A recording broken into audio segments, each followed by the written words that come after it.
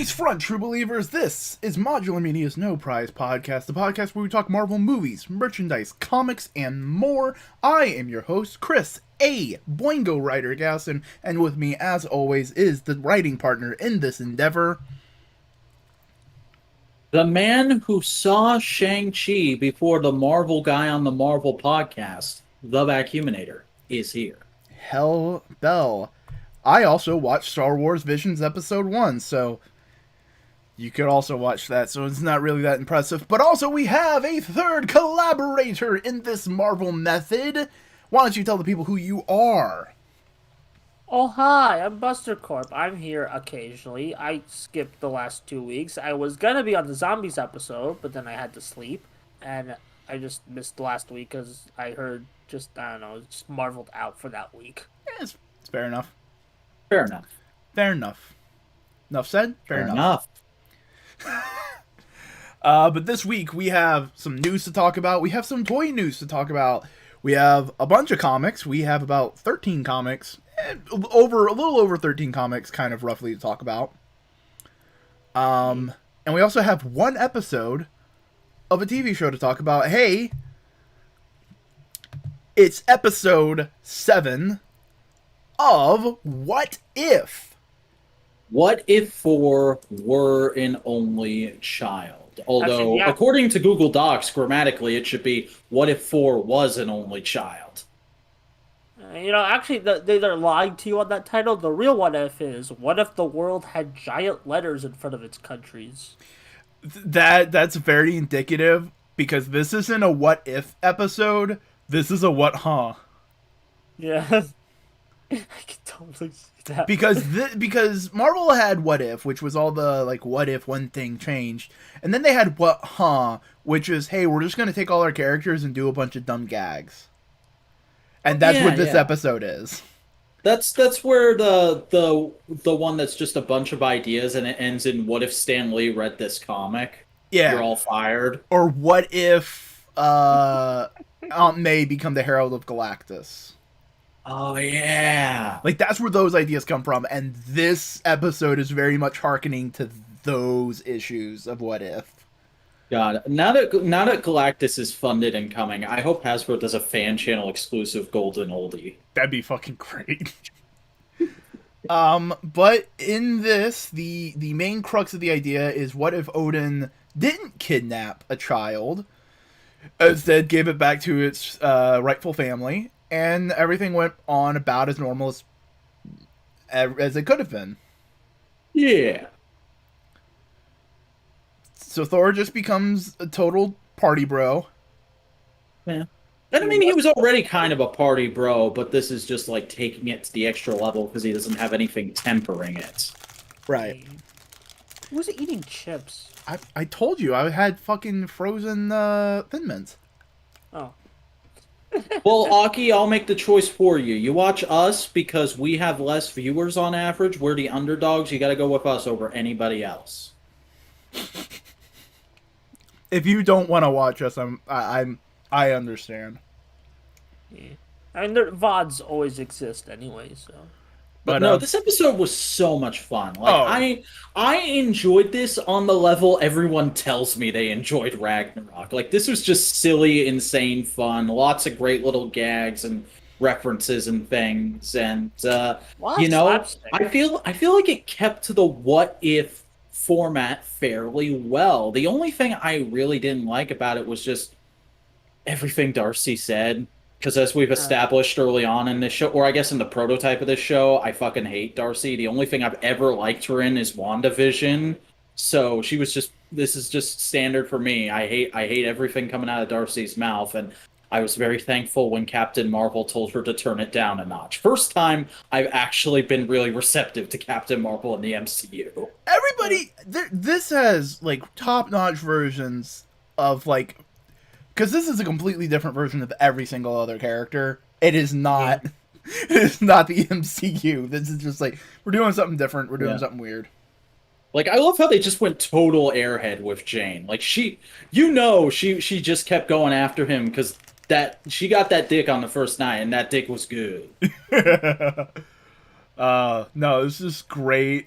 I love how in the absence of trying to compete for parental attention, Thor and Loki are the best of friends.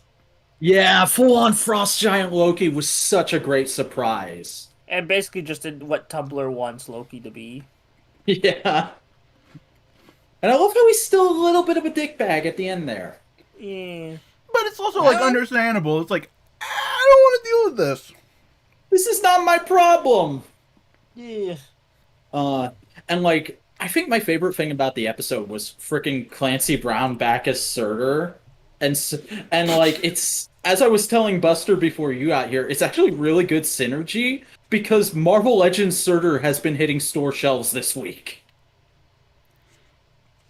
But, like, no, this is just a fun, goofy, goof-off episode. Thor throws a party. Shield's worried that the party will destroy Earth. Thor goes like, you're worrying too much. Don't worry about it. Just party. And there's also some of that still, the cool running thing with this series has been whenever we do a retcon early on in the MCU, we get to see some characters that didn't interact in the proper timeline interact. Fucking Coulson and Maria Hill and Rumlow all standing in the same room. Oh, yeah. In the absence of Fury. That was cool. I thought that was a cute touch to not just dive into Fury for another complete episode. Mm-hmm. Yeah, they just moved him. Just Korg just yeets Fury. Uh-huh. Oh, also Jeff Goldblum cameo. That was nice. I don't know if he was voiced by Jeff Goldblum, but no, I was checking while Buster was watching the episode. They got Jeff Goldblum and they got the actress for Topaz back to do one line. Hell yeah! Let's go. I mean, Jeff Goldblum is working with Disney and Nat Geo doing stuff, so yeah, like the World According to Jeff Goldblum, fun miniseries. But no, Captain Marvel was fun in this, as basically like, dude, come on, don't do this. Yeah, just as Thor calls her a party pooper. And then Drax comes in and goes like, "You are the party pooper of parties." It's just fun Draxisms. Yeah. Honestly, like, this episode's just an excuse to just model as many MCU and Marvel characters as they'll need for, like, future episodes. Mm-hmm. Even then, everybody's got a kind of unique model this episode that is, like, sort of specific to the story they're telling. Like, even Thor has, like, a different model than even he has in the main MCU at this time period, because he's got, like, a fucking college party bro popped collar. Yeah. It's just great. A lot of fun stuff. I love the gags of Clancy Brown's character, Surtur. Searcher. I don't know why I think there's a U in there. Searcher. Yeah, I love the little gags of him just like. There's two around. U's in there. It's Surtur. Oh, I'm a Surtur. It's also real fun of like seeing how everybody sees that Thor learned his lesson when Frigga came, and we're kind of trying to help him out and go like, all right, you've learned your lesson. You don't do this kind of shit. So we're going to help you get out of the situation. Total sitcom move. This is like, this is an episode of Fairly Odd Parents. This is an episode of Danny Phantom. Or, freaking literally any Boy Meets World, if we want to go with an actual sitcom. Yeah. But it's like that kind of like fun sitcom-y adventure. Yeah. No, this is a great episode. I really enjoyed it. Solid fights too. The fights were fun. Yeah. Oh, yeah. It started off as just like a bunch of big hits, but then like, the choreography got better as the fight went on. I'm not saying big hits are bad. It's still fun. There's a difference between like big hit choreography and small hit choreography. The big hit choreography was small hit choreography was nice. Yeah. I liked it when Captain Marvel and Thor were kind of trading electricity and power.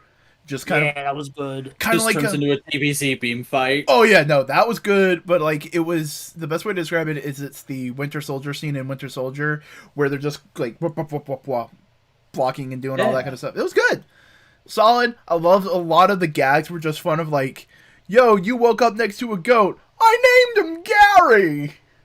I love how they kept bringing that back. They did the freaking rule of freeze on that. This was a solid comedy episode. Yeah. And it doesn't really feel like Marvel comedy. It just feels like comedy, if that makes sense. Like, these are just good jokes. Which is nice because I don't mean to lord it over everyone, but I saw Shang-Chi today, and I'm not going to spoil any of the jokes, but I'll just say most of the jokes bombed in my theater. There's some good ones, but like when they bombed, they really bombed. Yeah. No, overall, I think there's not a ton of like interesting lore, deep characterization. This is pretty much, hey, we want to do just a fun set of gags involving Thor. Yeah. And just like other Marvel characters we could squeeze in. Like the Frost Giants toppling over a Ferris wheel because they want to make it spin faster. Or like when everybody's leaving to deal with his own shit, he tries to stop Nebula and she freaking goes, I think I hear my dad calling me. It's fucking adorable. Like, it's just good, solid work. Yeah, good episode. Maybe my favorite so far, but the T'Challa one was, I don't know, it's like, either T'Challa was really good. I liked the last one a lot, and, oh god, what was it? I think my favorite so far is still Doctor Strange. Yeah. I the voice acting still kind of killed it for that one. Voice acting was solid in this one. I didn't hear any woodenness or anything. Yeah, I had no problem with voices in this one. This is great. I'm talking about like the Doctor Strange one. I know you're talking about that, but since you brought it up, I was going like, yo, this one was pretty good. Yeah, I'd agree. Like, everyone sounded pretty natural. The Crimson Hemsworth is a surprisingly good voice actor. Like, I did not expect him, of all people, to be a good voice actor. No offense to him, I just didn't expect it. I think it's partially...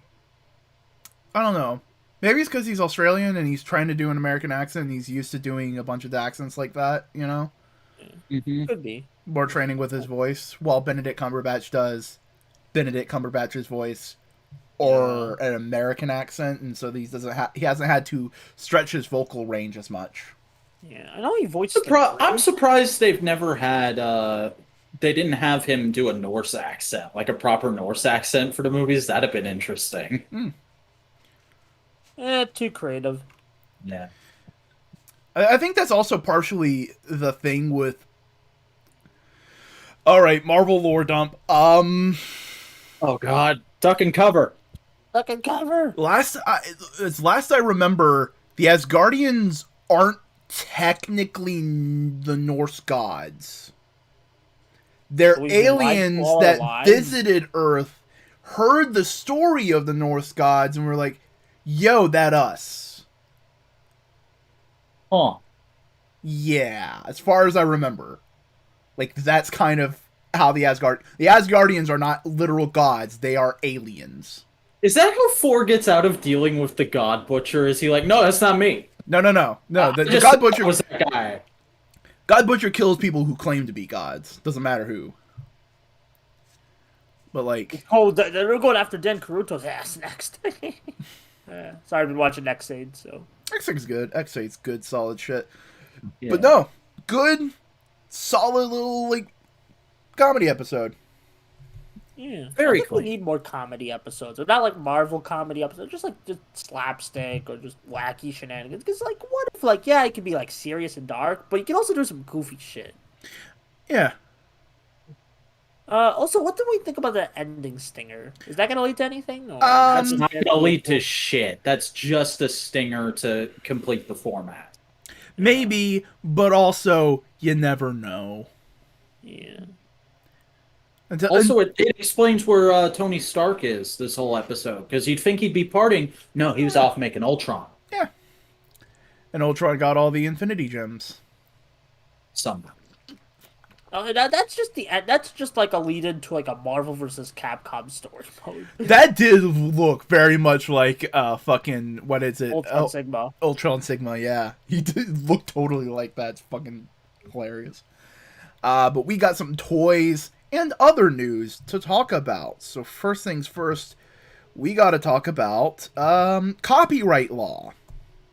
Yay! Welcome back, Legal Eagles. It's time to think like a lawyer. Okay.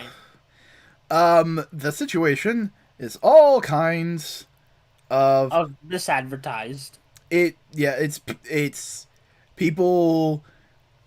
It's headlines being not what they seem. People not knowing the history of all this kind of stuff. It's a bunch of things. But why don't you break it down for us, Boingo Rider? Fuck off. So there's a variety of things in play here. One is work for hire, which is the idea that if you are a writer or an artist and you are working on a project for a company as work for hire, you do not own any copyright or can claim any copyright of what you worked on. But if my knowledge of Marvel is correct, that concept was introduced well after Ditko left the company. Yes. I think it got introduced sometime 70s, which Ditko left mid to late 60s. And Ditko's a whole other thing. We'll get to Ditko. I have some things to say about Ditko, just Ditko in specific. Okay. Not in the entirety of this, because ultimately, it's not just Ditko that's suing. Yeah, right? yeah. It's other one people are talking about. Yeah, it's mainly because Ditko helped with Spider-Man that people are freaking out. But other creators. Also, just clarification: it's not Ditko that's suing. It's Ditko's estate. Yeah, Ditko died a couple of years. That's ago. what I was about to say. It's Ditko's estate. It's other people's estates, and some major creators basically going like, "Hey, yo, copyright termination's a thing, which means your copyright's kind of losing and all this kind of stuff." Basically, because Disney sued so many times to retain the copyright for Mickey Mouse, the copyright laws in America are fucked. Yeah. If you've been to a business school, you probably heard about this. Yes. It's like the life of the creator and 100 years after. It's that long. Because Disney didn't want to lose a mouse and didn't realize that they could just go Disney's Mickey Mouse and trademark that, and everybody know who the fuck they were. That's how you solve all this problem, people. By the way, it's like let things fall into the public domain, and if the company's still around and they still want to make the thing, trademark your name and the thing you're making, and people know, okay, that's the original group that made the thing. All right, yeah, cool. And we know that now, and I know that as a toy fan because so many Marvel Legends say Marvel's so-and-so, and so many newer Transformers say Decepticon or Autobots so-and-so. Because those are not trademarkable names. The ones that's why like a lot of Disney movies have Disney's like blah blah blah. Disney's Aladdin, Disney's Cinderella, Disney's this. And Disney's The Rescuers. Yeah. Down Under. But so these people are suing for this version of copyright termination, which means that Marvel is at risk of losing the copyright, or at least partial rights to the variety of characters that are part of the suit. I don't know the entire list of it. This has happened before with Superman and the Schuster and Siegel estates. And as the DC person, I must say, yes, the suit went through. The Schuster and Siegel families now co-own the Superman copyright, and you know what they do? They just license it out to DC for a fat fucking check. Yeah, and that's probably what's going to happen if it goes through completely. There is a variety of other mitigating things that we aren't privy to because we're not law people, we're not in the courtrooms, we're not talking. So realistically, this is probably going to end not in a court battle, but in a settlement in a similar deal as the Schuster and Siegels in a variety of ways. Basically, by 2023, in Spider-Man comics, instead of Stan Lee Presents, you're probably going to start seeing Marvel Comics Presents by special agreement with the family of Steve Ditko. And Stan Lee. Stan Lee's family's going to argue for it. And that's a big thing I want to say about this. All of this I agree with. Creators should be doing this. The only people I go like, really, is the Ditko estate. Because if you know anything about fucking Ditko, buddy, you don't. Ditko didn't make Spider-Man. The way you know Spider-Man, Ditko didn't make him. Because if Ditko, there's conflicting reports and stuff. So you know. No. If Ditko made Spider-Man, he'd act more like The Question and Rorschach. Oh. Remember, That's the reason Ditko left Marvel. It's because Stan Lee was making Spider-Man a fucking liberal, goddamn lefty dude, and Ditko was like, "Nah, I don't want to do that. Give me." Ditko wanted a conservative hard-ass who would lecture readers. Yeah. Like, there's legit... You can see it within the comics of Spider-Man that they worked on together. There is a sequence where Spider-Man is swinging over a college protest, and Spider-Man shakes his fist in a very obvious looking of like, oh gosh darn you kids. And Stan Lee wrote, "Thank God for protesters. Wish I could join them, but I'm busy right now." And that really shows the Spider-Man that people love, the Spider-Man that we know, is not Ditko's. It's Aki points out in the chat, Ditko is an objectivist. Was an objectivist. Yes, correct, but that at the time that was like a crazy offshoot of conservatism. It still is a crazy offshoot of conservatism. It is a conservative ideology. Yeah. And also like my favorite fucking Ditko story ever is the way he left the title, which is that he got pissed off that Stan Lee wanted to make the Green Goblin Norman Osborn. He was like, "No, it should be a nobody. There should be no connection to the story whatsoever." Yeah, it's like all right, Ryan Johnson. And that's kind of just like, it's not even like oh, you shouldn't be doing it. It's just more of like an eyebrow raise of like, really? That doesn't feel like Ditko. That doesn't feel like a Ditko thing to do. Because, like, he left Spider-Man, and he went like, "No, I've been paid for my work. That's it. I'm done." I have, like... He just wanted credit in his later life of being a co-creator of Spider-Man, or the only creator of Spider-Man, which no, because remember, 90% of Spider-Man is the goddamn phrase, "with great power must also come great responsibility," which is a pure Stan Lee-ism.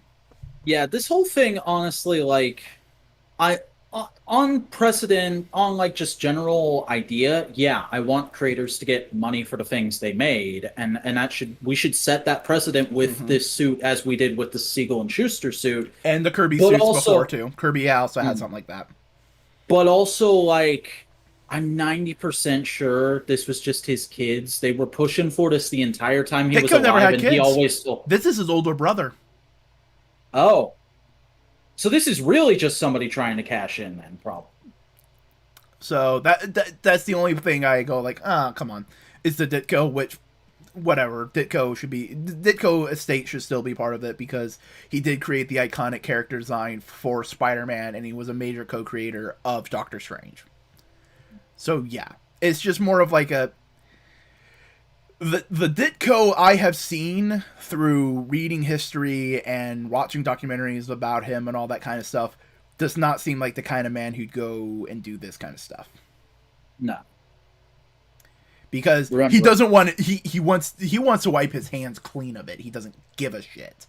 Yeah, remember, Steve Ditko died angry and alone. Angry and alone, writing what is essentially a political chick track with, what is it, Mr. X? Yeah. So, that's Ditko's work. So, it's, I don't know. That's more of a complaint about Ditko as a creator and the legacy of Stan Lee that a lot of people have, like, kind of latched onto of, like, oh, Stan Lee was just a fool who fell into good ideas of other people. It's like, no, Stan Lee was a collaborator. He worked with them. Come on. He was a collaborator, but he was also that collaborator that liked to steal all the credit. I'd even hesitate to say that he accepted the credit when other people gave it to him. He did not look a gift horse in the mouth, essentially. Guys, I have to head out. Yeah, I was about to say so. Go ahead, Buster. Alright, check out the Buster Corp YouTube channel. Bye. Alright, cool. Sorry, Buster had to leave. Yeah. But I think that was everything they had to talk about anyway. They didn't read any comics this week, they told us. Yeah.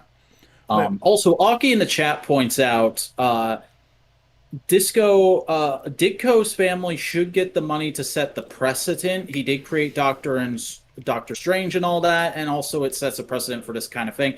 Yeah, I agree with that. Yeah, it should happen. It's more, that's why I'm not saying no, I'm just raising an eyebrow.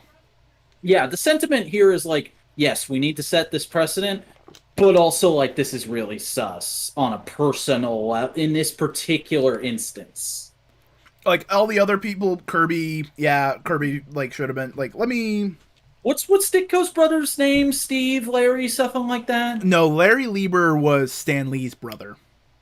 Yeah, I knew that. I was just asking because I literally don't know I don't know who the guy is. Other termination notice: Larry Lieber, who worked as Marvel as a writer, filed termination over creations in May. Heirs of the comic book creators, including Black Widow creator Don Rico, are being represented by Mark Toberoff, who represented the Superman creators. Mm. So, like, there is a precedent of not necessarily winning the court cases because that didn't go to court. I don't think. No, it did go to court. No, it didn't go to... Schuster and Siegel didn't go to court. That was settled out of court. Kirby went to court. Yeah. So this might go to court. This might go to court. Also involved in the litigation about Ghost Rider. So, yeah, about a decade ago, he represented the estate of comic book legend Jack Kirby over whether he could terminate a copyright grant on Spider-Man, X-Men, Incredible Hulk, and the Mighty Thor. Which, again, why is Spider-Man wrapped up in this? Kirby didn't create Spider-Man. That's the reason Ditko drew him. August 3rd, the Second Circuit Court of Appeals affirmed a lower court's ruling that determined Kirby's heirs couldn't wrest back share of rights because a former Marvel freelancer contributed his material as work made for hire. Kirby case was petitioned up, and before the justice decided, the case was settled out of court. New litigation, vertical identical circumstances to Kirby's, so it's probably going to be settled out of court. Marvel comics aren't going to be going away. The characters we know from Marvel aren't going to be disappearing anytime soon. I don't see anybody going like, yo, fucking sell Spider-Man to DC. It's not going to happen. No, that's... They're because the second they say that, Disney's just going to go like, fuck it, here's another $3 million. Shut the fuck up. You know? And there's probably going to be some legal loophole bullshit of like you only get profits from material directly starring the character, as in like movies and comics, and toy sales are not representative in that. You know, things like that. That's probably going to be some legal bullshit that they're going to get around it. No, because the whole way toy sales work is it's literally just a license fee that the toy company pays to the license holder after the license holder like has decided what company to go with, and they pay that like every couple of years, I think. Mm-hmm. And other than that, all the profits go directly to the toy company. So if you have problems with Disney and you're worried about buying Marvel Legends, don't worry, Hasbro gets that money. Yeah, except every once in a while they have to pay a tax to Disney, like a feudal lord. But we do have some toy news. Speaking of that. So why don't we talk first things first? We got a Marvel Legends classic, Doctor Strange. Yeah. This thing dropped like in the middle of Monday, which was crazy, and it's something that people have been wishlisting and asking for on the Marvel Legends subreddit for like almost 2 years now. So to see it finally get revealed is super exciting. However, it does come with a catch, because this is going to be a Walmart exclusive, and it's going to drop either Thursday or Friday in this coming week as part of the Walmart Collector Con for pre-order. And if you know anything about Walmart exclusives, trying to pre-order toys on Walmart.com is a fucking nightmare. On par with how bad Target was up until this year. Yeah. So this is really, you got to have your finger on the button, or you got to hope you actually find it in a store, or it gets sold to a vintage toy shop and you find it there. Yeah. Which is honestly what I'm crossing my fingers for. I hope this thing turns up in Toy Federation, because I do really want it. Like, it's a lot of good. It's fucking immaculate. It's really, I look at this thing and I go, the only thing I would change about it is not a plastic cape, a wired cloth cape, but I'm sure there's going to be a ton of people on eBay selling those after this thing comes out, so that's no problem. I just get this, get that. I have definitive Doctor Strange on my shelf. I don't need another one. Yeah, because this is good old school classic Doctor Strange. Yeah, and it's really nice how they accomplished it because there's a lot of reuse in this. He has Kang's arms, he has the Bucky cap legs, he has the modern Doctor Strange cape and forearms, and I believe the torso is new, the skirt piece is new, the heads are new, and the hands are definitely new. The feet are probably pulled from just a random Legends, but it's hard to You know what do identify them those because feet of look how like? what. Spider-Man. Yeah, I could see that. But he comes with a ton of new effects parts. Like I said, he has the two new unmasked heads. He has just a regular one, and he has a focused meditating one, which is really cool. And then he has the freaking Blue Hood head, which is not this costume at all, but it's a really cool reference to include. Yeah, because that was like 90s. Hey, let's make Doctor Strange look like Spawn. Drippy Boy in the chat, Boingo looks like the biker version of Alan Moore. Oh mate, I'm gonna go get my fucking Yamaha. Go brum brum brum brum brum brum brum brum brum.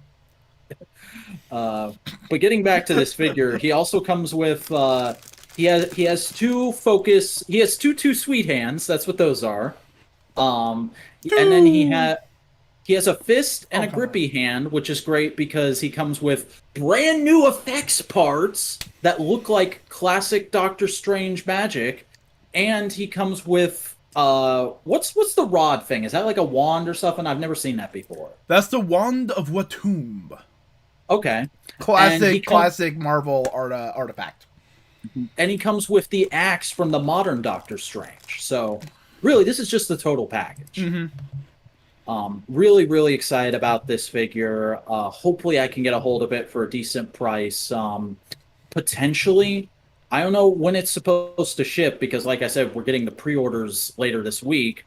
But if it ships before the end of the year, I'm going to cross my fingers I can find this at Retro Toy Con in November. It just looks great. It's also relevant. We'll get to that. Yeah.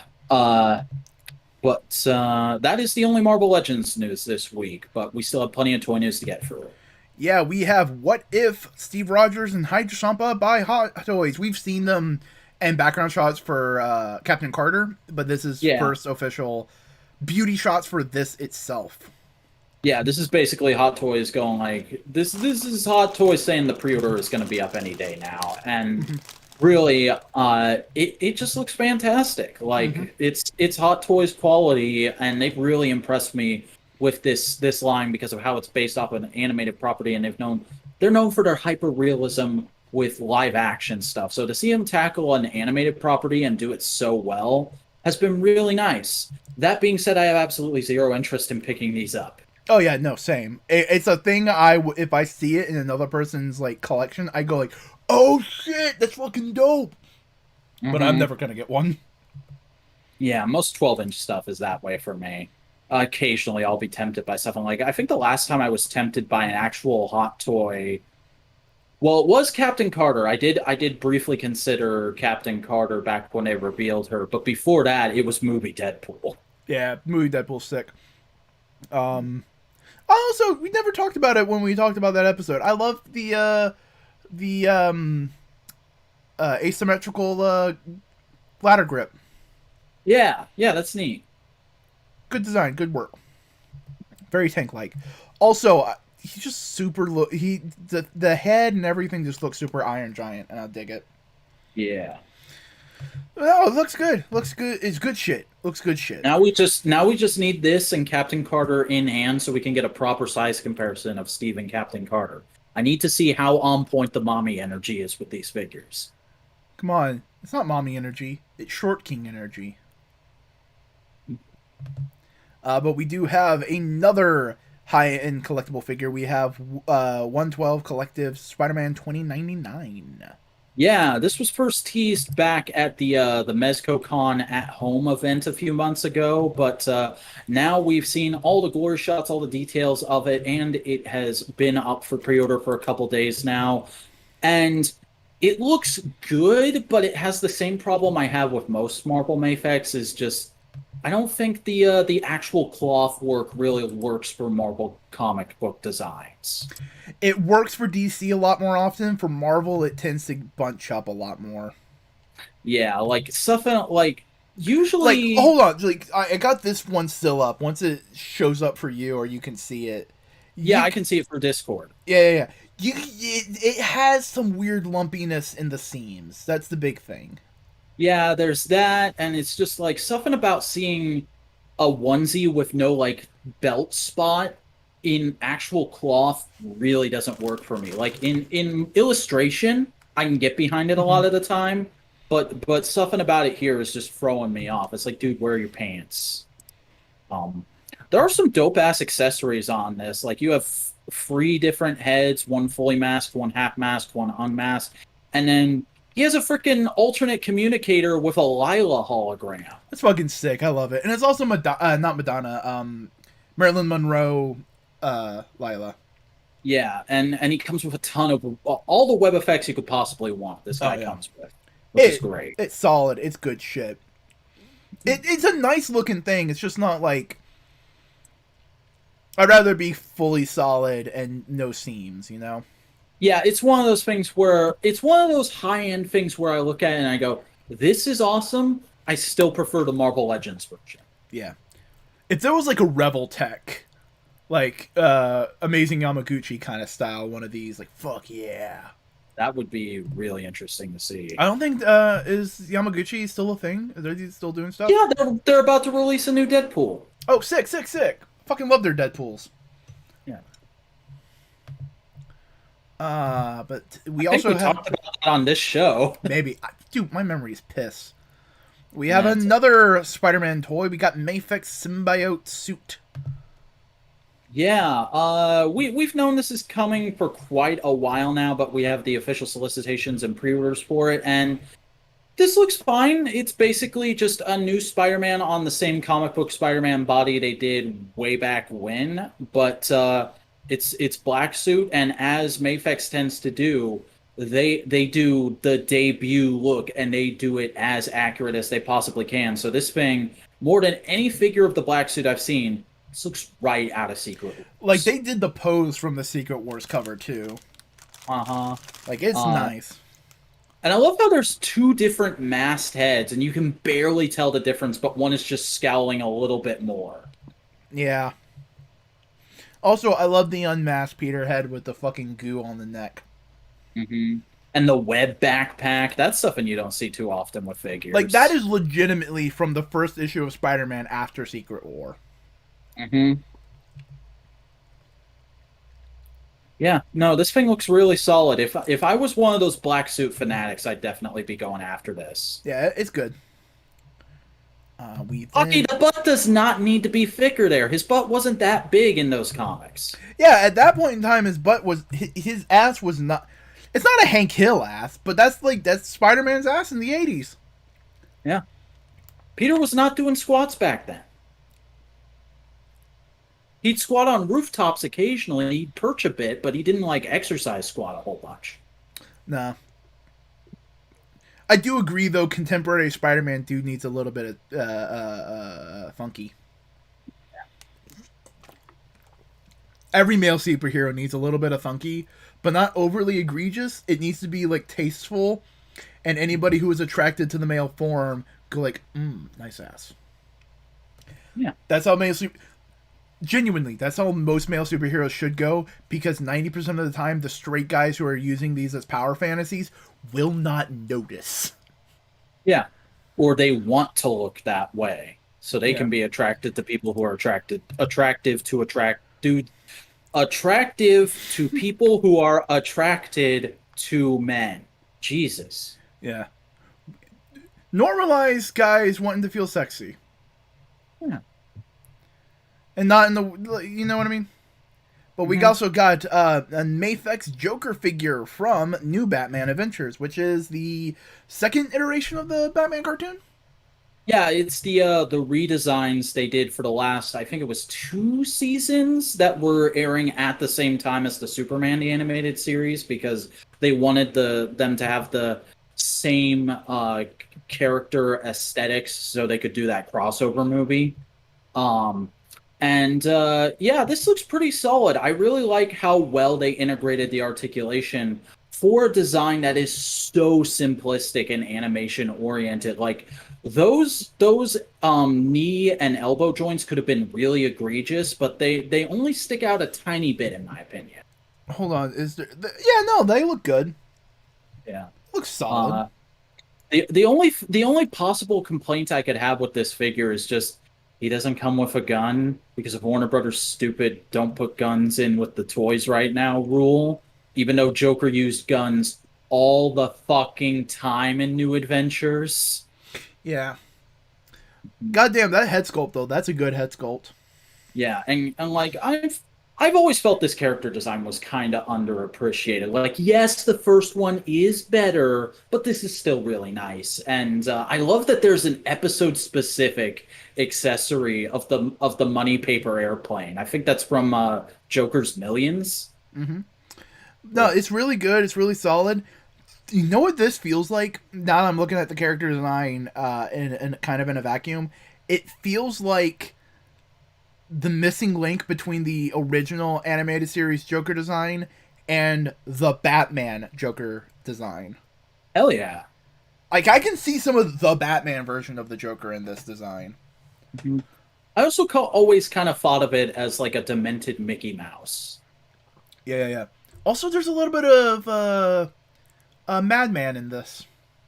Yeah, definitely. I think this was... No, I'm thinking of... Oh god, what's that 90s cartoon? Oh, Freakazoid? Yeah, I was thinking like Freakazoid when you said that. Well, Freakazoid is a Batman ripoff. Oh, well. So, fair enough. But, yeah, no, that's kind of all the toy news. By the way, I love that I just had to say 90s cartoon and you knew exactly what I was talking about. I know shit, bro. I know shit. I know my shits. Same guy who said my memory is pissed a few minutes ago. Here's the thing. There's a difference between my memory is pissed in retaining short-term memory and turning it into long-term memory. Once it's in long-term memory, that shit's fucking locked. It ain't going nowhere. So this guy. It may take me a second to get it, but it's in there. Like, my whole family's fucking ADHD because, isn't it funny? It's a genetic thing. Yeah. But, like, each of my family has, like, a different hyper-focus on different things. Like, my grandfather's computers and the aliens and, like, literature and stuff like that. My aunt is literature and all that kind of stuff. My dad is, like, military and tactics and, like, Oh, how old are you again? How old are you? I'm 27. Trippy just said Boingo is too old in the chat. Buddy. ADHD, in many circumstances, can easily be described as early onset dementia. I'm not kidding. ADHD is a hell of a drug. Oh, very much so. No, I'm the dumb pop culture guy. I'm the one who goes like, oh yeah, you know about the fucking X-Men? Yo, what about the fucking X-Men? And they all go like, okay, cool, it's the X-Men. Meanwhile, I'm the guy who's like, I fucking love Star Wars. I'm the Rich Evans. Yeah. You're the Jay Bauman. I'm the Rich Evans. Cody is he's the Mike Stokloska. If I watched more Red Letter Media, I'd understand those jokes. Shaved Boingo would be the most cursed thing ever, Aki. I genuinely am not ready for that. I don't know what you're talking. Is this another Red Letter Media thing? I don't think it's a Red Letter Media reference. It's just like you shaving. Oh yeah, no. One day, you know what? When we get fucking big and popular and famous, fucking charity stream. We hit a certain amount of money, I will fucking shave. Or here's an idea. Storyline thing for you VTubing. Developer fucks up and Boingo punishes him by making him shave off his beard. Oh, I've been getting... Now that I've moved past Mind Fuzz with the VTubering thing, We're full off no kayfabe right now. Yeah. This is a shoot, brother. This is fucking shoot. Bang, bang, bang. I had the dumb idea of taking the last stream in a video game set and going last time on Boingo Writer Plays. And like before I do the new stream, just show a couple clips of what happened in the last one. As like a fun goof. Yeah, as like a fun goof. Like, nobody else does that. Why not? Yeah. Last time on Boingo Plays, Digimon, Cyber Sleuth. Do the whole DBZ voice. Yeah. It'd be fun. It'd be fun and goofy. But speaking of fun and goofy, we gotta talk about some comics. Yeah, we read a lot of comics this week. I think this penultimate week of the month is just gonna end up, third week of the month is just gonna end up being like the big comics week for us going forward, because I keep picking up new series that come out on this week. Yeah, but there's also like, I got some issues that are ending this week, so like, who knows going forward. Yeah. Speaking of things ending this week, we have the Onslaught Revelation. What the fuck is... Why couldn't this have been an issue of Way of X? Because Way of X was ending, and this is kind of just like the thing to wrap it all up and also set a new precedent and also probably intro a new team. Aki, the day there's a video game podcast on this channel is the day I cash out all my stocks. The day there's a video game podcast is the day Vac's not on a podcast. The day I can finally rest. But then it'll just be a podcast of me going like, yo, this JRPG. Also, yo, this weirdo game. Also, yo, this JRPG. And Buster's just sitting there going like, I like Undertale. Undertale's cool, but you know what Undertale ripped off? Fucking Shin Megami Tensei. You're the know-it-all comic book uncle.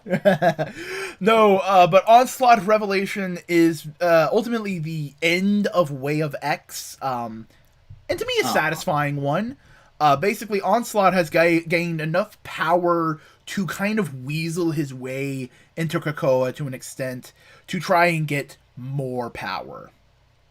Like, he's not Onslaught, but he's still a potential threat. So much so that he's kind of infected a bunch of the teenagers that have been acting recklessly and all that kind of stuff to basically go to a suicide rave so he can kill them all and harness all that fucking dead energy time thing that he's been gathering. Sick. Okay, so Nightcrawler and Legion are fucking working overtime to stop this before it begins. In fact, hold on, I can go to the comic. If you give me a second. Boom, boom, boom. Drippy in the chat. Every American looks twice as old as their current age. That's just white people, bro. We age like fruit. Yeah, no, it's very rarely do we have is there a white person who knows how to actually age gracefully? Because here's the thing, white people, hey Vac, where do white people come from? Can you tell me where geologically in the world white people come from? Europe. Yeah, but mostly it's like Northern Europe, right? You know, where it's cold and there's not a ton of sun. Yeah. And most white people that we see don't live in areas like that anymore. So, like, it's like putting a fucking piece of fruit on a goddamn windowsill and going like, oh, wow, it got rotten really, really quick. Also, that's just nothing new for me to hear. I just thought it was funny to point out again. I've spent my entire life, like, since I was in my mid-teens, people thinking I'm, like, 10 years older than I actually am. Cody looked 40 in high school. Oof. Arn Anderson. That's all I have to say, and Vac knows what I'm talking about. Like, yeah, no, white people aren't made for any other place than, like, England, Scotland, Ireland. Nah. When I was 15, people thought I was 24, and now that I'm 24, people think I'm 32. Dude, I went to a fucking rock show at like 18, and I was going up to the door, and I gave him my card because you get carded because it was a club that they were playing at. Yeah, alcohol. Yeah. And the guy looked at my card, looked at me, looked back at my card, and was like, "You're not 21?" "No, I'm 18." "All right, here you go." And they put the X on my hand. Well, Yeah, no, it was funny. but comics. But comics. I am trying to get this whole thing done. So, first things first, we see Nightcrawler kidnap Pixie, and we don't know what's going on. And they wind up in fucking Side Legion's head as Nightcrawler fucking excises Onslaught from her brain so that she can help them save everybody. Because that's the big goal right now. Onslaught has taken over Professor Xavier. He is wiping the brain profiles of all the kids at the party so he can kill all the kids at the party and take all the power and become Onslaught. That's the whole plan right now for Onslaught. Yeah. So they're just trying to get as much save the day as much as possible, blah blah blah. And then we basically remember the end of Way of X where Fabian and Lost kind of had like a heart-to-heart moment and all that kind of stuff. Well, we get a new version. We get a similar but a new version of that where we actually dive into why Fabian's a little bit of a dick. It's basically it's white person incel logic of like, I was told I was going to be special, but then my powers were fully support. So I was like, I'll support the biggest dick, and then by proxy, I'll be the biggest dick. And it just left me completely unfulfilled as a person. Makes sense. So they go through all that, and Lost basically goes like, yeah, no, you killed my parents. But when it comes down to it, Lost like helps Fabian out. And like, I don't want you to die. I don't want you to do that kind of stuff. And all that kind of thing. And as they're going through and all doing all solving all the stuff, blah blah blah, Nightcrawler basically like starts a sermon to them, but it's not like a prayer or anything like that, you know, all that kind of stuff. And eventually Fabian fully admits, I've hated myself for as long as I can remember. He explains all of his motivation. He explains like the classic motivation and all that. We also find out that Magneto is possessed by Onslaught, as Pixie fucking helps him out, and Magneto is like, oh shit, fuck, we're danger, all that kind of stuff. Yeah. But like, oh, this is a great line. I could live with being this poisonous little trickle of mediocrity if I'd ever believed in a single one of the causes along the way, but I never did. Come to think of it, damn. Like, he never believed in Magneto. He was just attached to Magneto because, oh, Magneto's the biggest dick. If I help him, I'll be powerful. This will look good on my resume. Yeah, and now he's coming to terms with it, and it's breaking him, and he's like, fuck, I want to be better. And it's great, because look at how sad he is on that left panel. Yeah. No, it's good. And like, Redemption is the name of the game during the Hickman era. Yeah, and Lost basically goes like, yo, I'm never gonna forgive you. You killed my parents, fuck you. But today I don't hate you. And like, that's when Lost gets the spark, and that's the big thing that they've kind of discovered with this whole thing, is the spark of life is the thing to be protected. You know, that kind of thing. So they're just continuously. Ooh, is that some Dazzler I see? Oh yeah, no, Dazzler's helping out. Dazzler got undone, and basically Dazzler's kind of like playing behind the scenes, trying to get all the kids out of the party so they're safe, so they can take care of the Onslaught stuff. Very clean. Yeah. Dazzler's doing good shit. So basically, what they do is they go like, "All right, kids, you're going to Legion's head. You're going into the pocket dimension and Legion's brain." And you're going to have the biggest, bestest party you will ever have here, because we also take care of the Onslaught problem while you're in here. So they get the party that they were promised and all that kind of stuff, and they get to deal with Onslaught.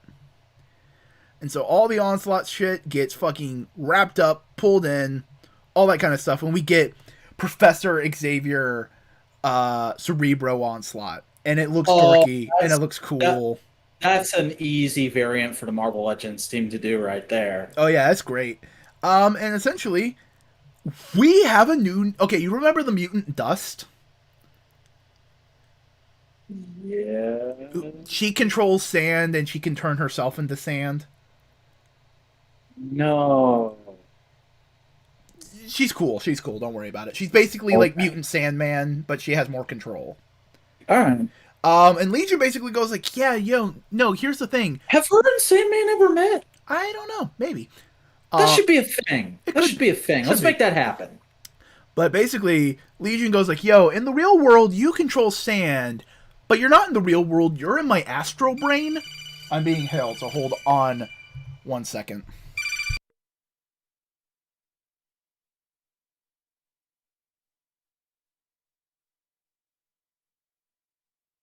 Oh, did y'all see that Cowboy Bebop opening? That's pretty good. You like that?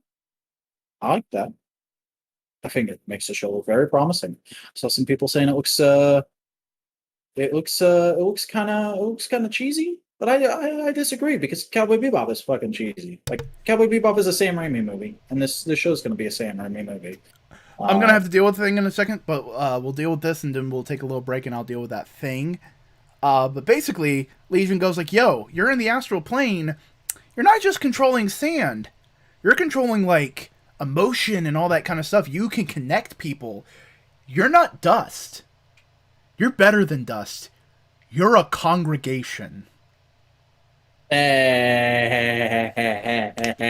remember, this is all about making the mutant religion. Yeah.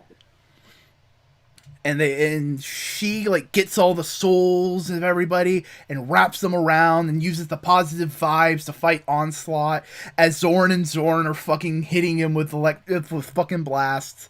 They're doing the whole thing. All the while, Nightcrawler's still giving a sermon of like, this is how we move forward as people. This is how we can change our ways. This is how we can be better. It is the power and the privilege always daring something new. He gave it a name, the Spark. The Book of the Spark. This is not a mutant religion. This is a way of living, of loving and expressing and fighting and being. It moves us to adapt without restraint. It does not require prayer or veneration. It does not demand that you put away your old gods. Spark is not jealous. The Spark is innovation and risk and mischief and courage. Basically, it's the idea of like, life is precious, but if you know life is, if you can come back from life and you have the chance to help someone or like lead people to a better choice, to a new choice, to a new way of thinking, do it. Fuck it. Why not? Way the example Nightcrawler gave earlier in the thing was, if we're a school of fish, the fish move in the same direction to keep safe. But one fish knew that if it died, it would come back. So when all the fish moved left, it moved right and got ate by a shark. So what's the lesson there? Move with the pack. No. Because the next time, the pack moved left and it moved right, and the shark went for the left pack. The idea is to think differently, be with your brothers, and help everybody out with your way of thinking and going like, yo, dude, what a new idea. Let's help each other. Because we have this chance of like learning and having failures. That doesn't mean to just fail repeatedly. It means we have this safety net that we can fail, but we're trying not to. And we got to protect that. We got to protect that vibes. The Spark is creative, the Spark is patient, the Spark is bright and beautiful despite having no form or mind. In truth, the Spark is barely real at all, the Spark is just an idea. And yet, the Spark will burn to ash anyone who fucks with the right of mutants to pursue happiness. And so basically they fight Onslaught, they turn him into a bug, and they kill him in Legion's mind. We end that whole thing, as it turns out that was a story. And the whole Spark thing was being told by Fabian and Lost, both teaching the kids about their lesson. And like, Lost goes like, in its place we have built a house of infinite welcome, a heart of our homeland. What we offer is no mere cult. As Fabian finished the sentence, it's a culture. It's a cultural identity. It's a cultural philosophy that they are trying to format as we go into Legion's mind, and basically goes like, "Hey, Legion, are you okay with us turning your brain into a headquarters?" And Legion goes like, "Oh yeah, we're mutant cops. We're fighting the spiritual battle. We're not police. We're more all that kind of stuff. What are we then? Peacekeepers, shepherds, mutant Jedi?" I was thinking Legionnaires. Oh my god. God fucking damn it, Hickman. We keep the peace, we keep the law, we keep the spark as we see a brand new team called the Legionnaires. Look who it is. Yo, we got fucking Juggernaut up in this bitch finally? We got Juggernaut, we got Pixie, we got Nightcrawler, we got Dr. Nemesis, and we got Forget-Me-Not. Sick. Fucking Forget-Me-Not. Why not? Also, Drake Drago in the chat. Imagine Spark actually becomes a mutant god.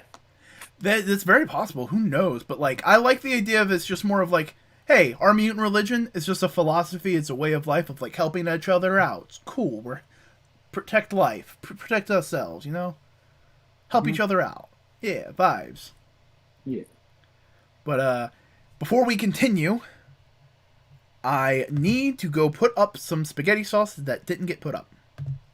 Sick. And then we will be right back. So hold on to your comic.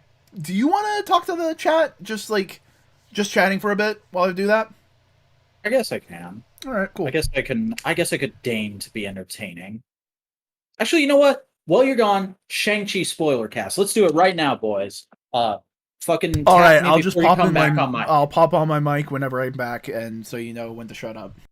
Yeah, so I went to see Shang-Chi earlier today, and I liked it. However, I really don't understand where all the hype is coming from, and I suspect that's mostly due to the fact that I'm the whitest fucker there is. Like, I recognize there's a lot of cool Asian culture stuff in this, and it probably made a lot of Asian people very happy and made them feel very represented. I'm just sitting here going like, this is a solid action flick.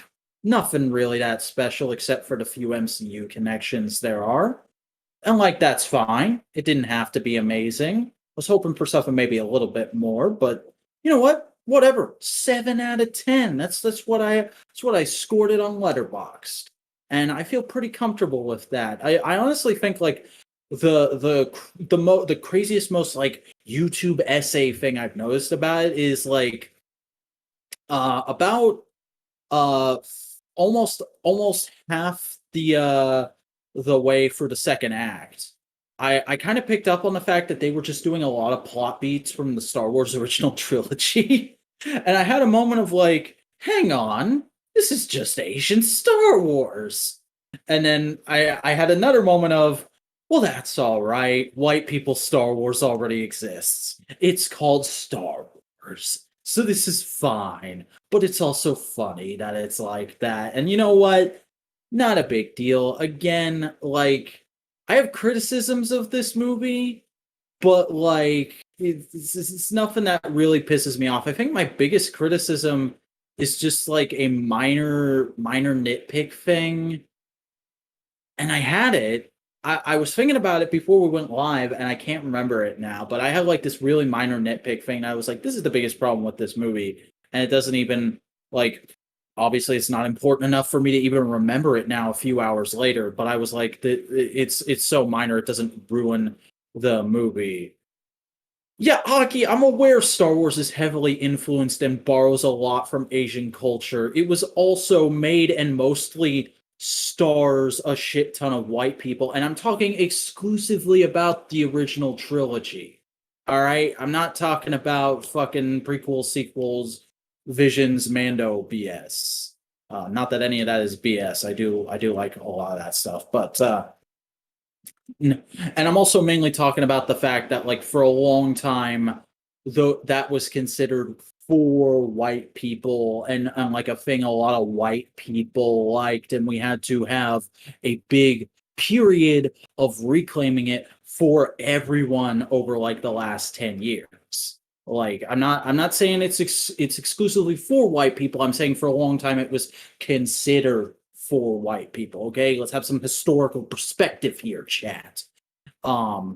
There's also my favorite thing about the movie was honestly just the fact that they brought fucking Trevor back. And that wasn't in any of the trailers I saw. I was not expecting that at all, and it popped me so hard. Just like, it was such a fuck yeah moment, on par with the end of Days of Future Past for me, of just like, yeah, no, fuck you. The twist in Iron Man 3 is still canon. It still counts. That's still how that works. Fucking MCU Mandarin doesn't exist. Get over it, man, babies. Like, that made me so happy, because I love Iron Man 3. I dead ass think Iron Man 3 is one of the best MCU movies still. So that was great. I did enjoy the opening sequence where they're having a breakfast with Katie's family. That was really cool. Like that was the first thing that I was like, outside of the fact that they're speaking Chinese through most of the movie, which also was awesome. I really liked that there was just so much use of that language with just subtitles. Just like, get the fuck over it, people who aren't used to reading subtitles. You're gonna have to this movie. And also, but like that whole scene at Katie's house, low-key kind of reminded me of American Dragon Jake Long. Probably just because it's both like very much Asian American culture being represented. But that was fun. I dug that apparently. Hey buddy, I don't have my headphones on yet, but I am back. Do you want to finish up your thought? Give me a yes or no. Alrighty, hold on, putting on my headphones. Yeah, we can get back to this discussion at a later date. I'm sure we'll have our Shang-Chi spoiler cast eventually. I'm sorry, Shang-Chi. Because that's a big thing with this movie is like they actually have there's a scene about how you're supposed to pronounce it. And I was like, okay, fine, but I grew up saying Shang-Chi. Just like I grew up saying Kara, not Kara, and just because the fucking Supergirl show changed it to Kara doesn't mean I'm going to start saying Kara. At least there's an explanation and actual thought put into the pronunciation change, unlike Ong. Mm-hmm. And just leaving everybody high and dry of like, but it's Aang. Mm-hmm. And then you have to watch fucking behind the scenes features of M. Night Shyamalan going like, yeah, but in East Asian countries, it's pronounced like things like that are like aw. So Ong makes more sense. And it's like, you could have put that in. It's the same thing. I was listening to a live stream a couple days ago at work, and some guys were talking about the movie before it had come out, and one of them told a story from his childhood, like when he was a teenager at a comic book shop. And somebody questioned him on saying Shang-Chi, and he was, and somebody had said, like, why do you say it like that? And he goes, because you don't say Shanghai, you're supposed to say Shanghai. I mean, it's fair enough. It's just, I like, from just that, it makes sense to blah, blah, blah. But whatever. Time for the only comic both of us read this week. United States of Captain America. All right, so can I get my biggest criticism of the week right out of the way? Maybe it's the same criticism I have, because I have a big criticism with this book. The art for the main story of this issue is ass. Okay, I don't have the same criticism as that. It was okay. It wasn't great, but it wasn't like, it was like a little below average. So everybody looks off model at least once per page. Yeah. But no, my biggest complaint is a story complaint. Why the fuck did you bring a 19-year-old college student to fight your fucking superhero battle, Steve? Yeah, that's a little weird. Also, where the fuck is Nichelle? Yeah. Like, I can understand going like, yo, Joe has family things he wants to deal with. Yeah, no, cool. Don't bring Joe, even though he's a big bruiser dude and he could last in a fight. And you know what? Bring in the runaway gay dude. He makes sense. He's scrappy. He can go at it and fight. The 19-year-old girl, like, yeah, no, she can fight. But, like, I wouldn't want to put her in fucking superhero danger yet. Also, I'm rereading the scene right now. Okay, so they don't say that Steve called her in. Like, Steve called Aaron. That's the gay guy's name. Steve called Aaron, and just asked him to bring someone else he knows. Okay, that makes a lot more sense. Okay, I must have skipped over that. I must have skimmed it or whatever. But we do also have a fourth, another Cap brought into this situation, U.S. Agent. Yeah, fucking John Walker up in this bitch just being so good. Like, I love John in this. Because he's so ready to start beating the shit out of all the other Caps, and then they're like, yo, but there's another imposter. There's another imposter who's a bigger dickhead than you. And he was like, oh, let's go fuck him up. Yeah. Like John Walker in this perfectly embodies the dickhead energy of America. Uh-huh. like in the best way. Yeah. He's a fun character. He's not someone we should emulate, because when we see him, he's drunk off his ass. No. John Walker is the Jason Todd of Marvel. You know what? That makes a lot... That vibes with this. Mm-hmm. I also love the idea of, like, they're trying to go to the supervillain hideout, and John goes like, why couldn't I ride my motorcycle? You're drunk. And then Aaron goes like, why couldn't I ride his motorcycle? Because you don't have a Class M license.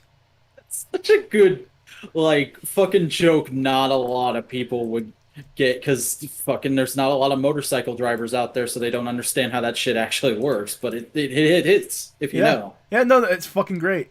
Also, Speed Demon. He was just under mind control. He wasn't a fucking Nazi. Yeah, no, Speed Demon's a good boy. Well, he's still a bad guy, more often than not, but... Yeah, not much to say about this issue, because it's just a lot of action and transitioning us into the next plot point, but I do enjoy the writing here, I'll say that. Yeah. I enjoy Steve's reflection on, like, being present in a Kickapoo... What was it? What was the word for it? Hold on, I got the comic up. I can look at it. Annual Kickapoo powwow. Yeah, and going like, you know what? I feel kind of, part of me goes like, yo, I'm not sure about this whole American thing when I remember what we did to people. Yeah, no, Steve's been woke as fuck this comic, and that's perfectly fine. That's a side we haven't seen in a while. I just enjoyed the monologue. It was a good monologue. Mm-hmm. And I also like how he decides to leave because he realizes him, Bucky, and Sam are all actively distracting from what's going on just by being there. Yeah, that was nice. Also, let Joe have his do his stuff. Don't bother him. Don't worry about him. Don't want to worry him more than you already have. You know he's safe right now. You know he's not in danger. I also just want to highlight, because we usually forget to talk about them more than just like a couple sentences. I really enjoyed Ariel's backstory in the back. Oh yeah, no, I could see that happening in real life, all that kind of stuff. Yeah, I would honestly, like, I feel like a lot of this is just them generating potential new characters for the MCU, and like she's the one so far where I'm like, I like this girl. She's borderline Dadaru. Get her in the MCU, please. Like, I think, as it stands right now, the weakest is the one from the second issue. Mm-hmm. Just because there wasn't, like, a super ton of characterization, it was relying heavily on going, like, yo, Black Lives Matter protests, keep that in your head. Not to say that that's not a bad character motivation, it's just more of, like, the other characters have such a unique twist to them that just kind of falls to the wayside of, like, oh yeah, real life, remembering that kind of thing. And this is the same kind of thing in this issue, where it's extrapolating on a very recent, but always has been their social issue, but it's using it in a really, really kind of fun and adventurous way that it hits different. Yeah. Aaron's also just fucking great, but dude, best new Cap is Joe. Best new Cap is Joe.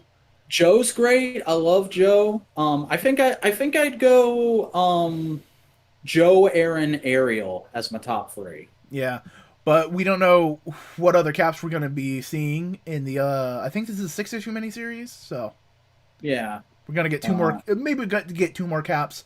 I hope that they show up in regular Captain America stuff eventually. Like they're just. I also just love. I'm sorry, getting back to the backup. I just love that the antagonist for Ariel literally looks like what if Steve had gone to college and not gotten the serum, and he's the biggest fucking dickbag, and she just fucking owns him. It's so good. I mean, that's kind of also like the parallel. Like Steve is a good man, but if he wasn't a good man, he'd be just like any other white dickhead in America. And that's kind of what this is going on about. It like Steve on any other day, Steve on any other person is fucking a chode. A Steve by any other name. Yeah. Also, like how it wasn't just. She was the Captain America we focused on, but there was a whole little team of Captain Americas, and they were all fucking adorable. It was such a great reveal! Oh my god. Like, I just love the idea of, like, a little super team of Captain Americals on this college campus, keeping a lookout for all the other girls. Deadass, I fucking want them to cross over with Unstoppable Wasp and the Agents of Girl. That would be, like, my fucking dream project at Marvel right now. It's adorable. It's good. It's fun. This book is like fun wokeness. That's the quote that will be on the back of the trade. Fun wokeness, Boingo Rider. If you're socially conscious, this takes the socially conscious ideas that you are swimming in and tries to have a little bit of fun with the idea of like, yo, a gay dude protecting gay runaways. Isn't that like a fun isn't that like a fun like adventure kind of thing, helping other people out, you know? Yeah. There's it's trying to make it trying to go like situations are fucked, but people are good and good people are fun to follow. Yeah. But the next thing we got to talk about is listening to you talk about Nightwing. All right, so this issue of Nightwing number 84 by Tom Taylor with Tom Taylor, Jingleheimer Schmidt. Yeah, and I forget the guy's. Oh, there it is. I did save Robbie Rodriguez on art. Different artist than the last arc, but still pretty solid. So this issue of Nightwing is meant to be a backdoor pilot for the Batgirl series that's coming. Okay. And it's also a tie-in to the event that's ending James Tynion's run on Batman. Doesn't that sound like it would be a fucking slog? Is it a little bit of a cluster? Not a horrible thing, but like a little clustery? No, that's the awesome thing about this issue. It sounds like it would be the biggest slog ever, but it feels like natural story progression. Oh, that's good. Because the thing about this issue is it opens up with Nightwing chilling out, eating some pizza on a rooftop like he's Spider-Man, just kind of monologuing about like, man, I dropped some heavy shit at the end of the last issue. That's going to be it's a lot of stuff I got to deal with in the future. Anyway, let's get into this. And he goes to start investigating something, and he tries to call Oracle, and he just gets a scrambled message back that sounds like, system compromised, don't trust anyone, meet me in Gotham Crime Alley. He's like, well, fuck, guess I'm going out of town. So he leaves Bitewing with an old friend of his who I think is from like the, oh god, what's his name? Chuck Dixon. I think she's from the Chuck Dixon run. And she has 2 kids, and there's like a really great gag where in one panel he's at the door holding Bitewing and a bag of dog food, and the next panel they're both gone, and he's like, what happened? And his old friend is just like, you brought a puppy to a house with 2 toddlers, what did you expect? And Bitewing looks like she's having a great time. That's good. It's not like puppy in danger because kids are being rough with her kind of stuff, but no, Nightwing goes to Gotham, and we get the lowdown on what the status quo of Batman right now, which is that they're in the middle of the Fear State event, which, as I understand it, because I'm not reading Batman right now, Scarecrow has become a lobbyist and has talked the Gotham government into putting in basically a police state of drones in the sky and fucking tanks and robot cops walking through the streets and policing the fuck out of things, so everyone is constantly scared of authority. Like we actually see in this issue the cops arrest a dude for going out past curfew to get a jug of milk. Mm. Yeah, it's that kind of situation. But we get away from that when Nightwing goes to Crime Alley, and he's like, well, no one's here. This is a little... Oh, this is... And immediately he gets ambushed by the robot cops, and he starts fighting them when Batman shows up. And it's pretty wholesome, because in the narration, Nightwing immediately goes as we slip into our old patterns immediately. Almost... I'm trying to zoom in on this. Hang on. Yeah. We slip into our old patterns almost immediately. Feints and hits, distraction, and punishment. Just basically like it's like Batman and Robin never broke up kind of a thing. But the robot troops just keep coming, so they decide to try and make a hasty retreat, and they run for a few apartments, and it's really funny because Batman's just booking it for people's apartments, and Nightwing's like stopping and going, sorry, we'll pay for it, don't worry, sorry. And eventually they figure out, like, okay, we can't fucking escape these things by staying above ground, we have to go into the sewers. So they do that, and Batman just stops and goes like, Dick, why the fuck are you here? Like, I appreciate the help, but I had a handle. Like, this is my shit. Why are you here? You have your own city, and you're being extremely effective at handling it right now. Oh, like Batman's proud of him? Oh. Yeah, like in the narration, Dick literally says, an extremely effective job. That's practically gushing praise from Bruce Wayne. That's adorable. Mm-hmm. But Dick explains about the signal from Oracle, and he's like, I wanted to come check in on her, and he's like, I don't know anything about that. I haven't talked to Barbara in a couple days, but I know she's held up in the clock tower, so if you want to go talk to her, be my guest. And Dick is like, all right, cool. Thanks for the save, by the way. And fucking most wholesome moment in this series so far, he goes, no need to thank me. I watched my parents die in that alley, you know. I wasn't about to watch my son die there, too. So Dick goes to the clock tower, and Oracle's sitting there just chilling, and he's basically like, and she's also going like, what are you doing here? And he's going, you called me. I didn't call you. Somebody's hacked my system. Like, hardline, total control. I can't do anything. Whoever sent you that wants you here because they have something planned, and now I'm even more screwed than I already was because we're falling into their plan. And he's like, well, no big deal. We can still deal with this, even if you can't communicate with me for the comms. I can, like, do shortwave radio and shit and go out and deal with it for you. And he's like, oh, that's really sweet. And she's like, that's really sweet, but I'm coming with you.